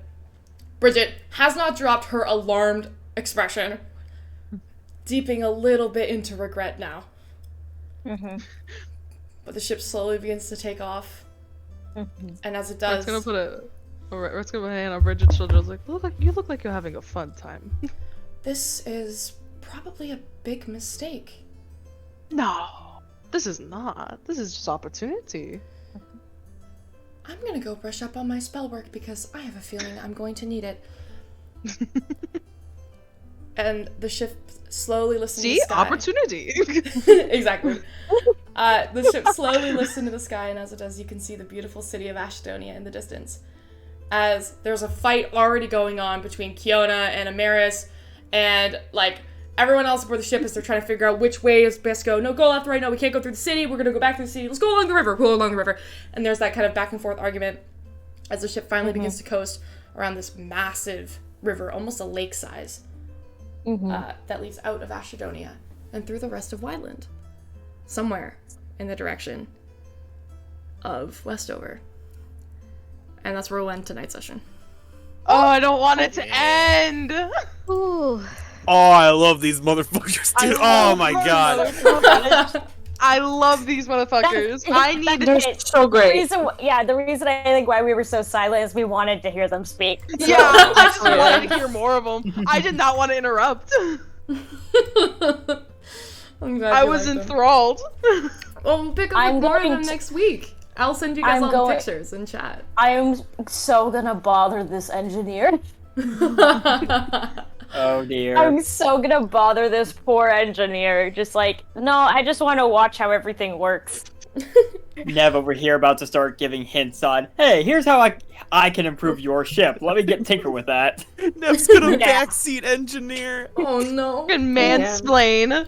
Never, she might. Nev- Right. Explain. Oh god. She's never driven a airship before. Well, she's But gonna act like she has for years. Yes, absolutely. Oh my god. Okay, well, we'll see where it goes. I'm sure the next 2 weeks of travel will be fun for everybody. It's gonna be great. I'm so I'm excited. so excited.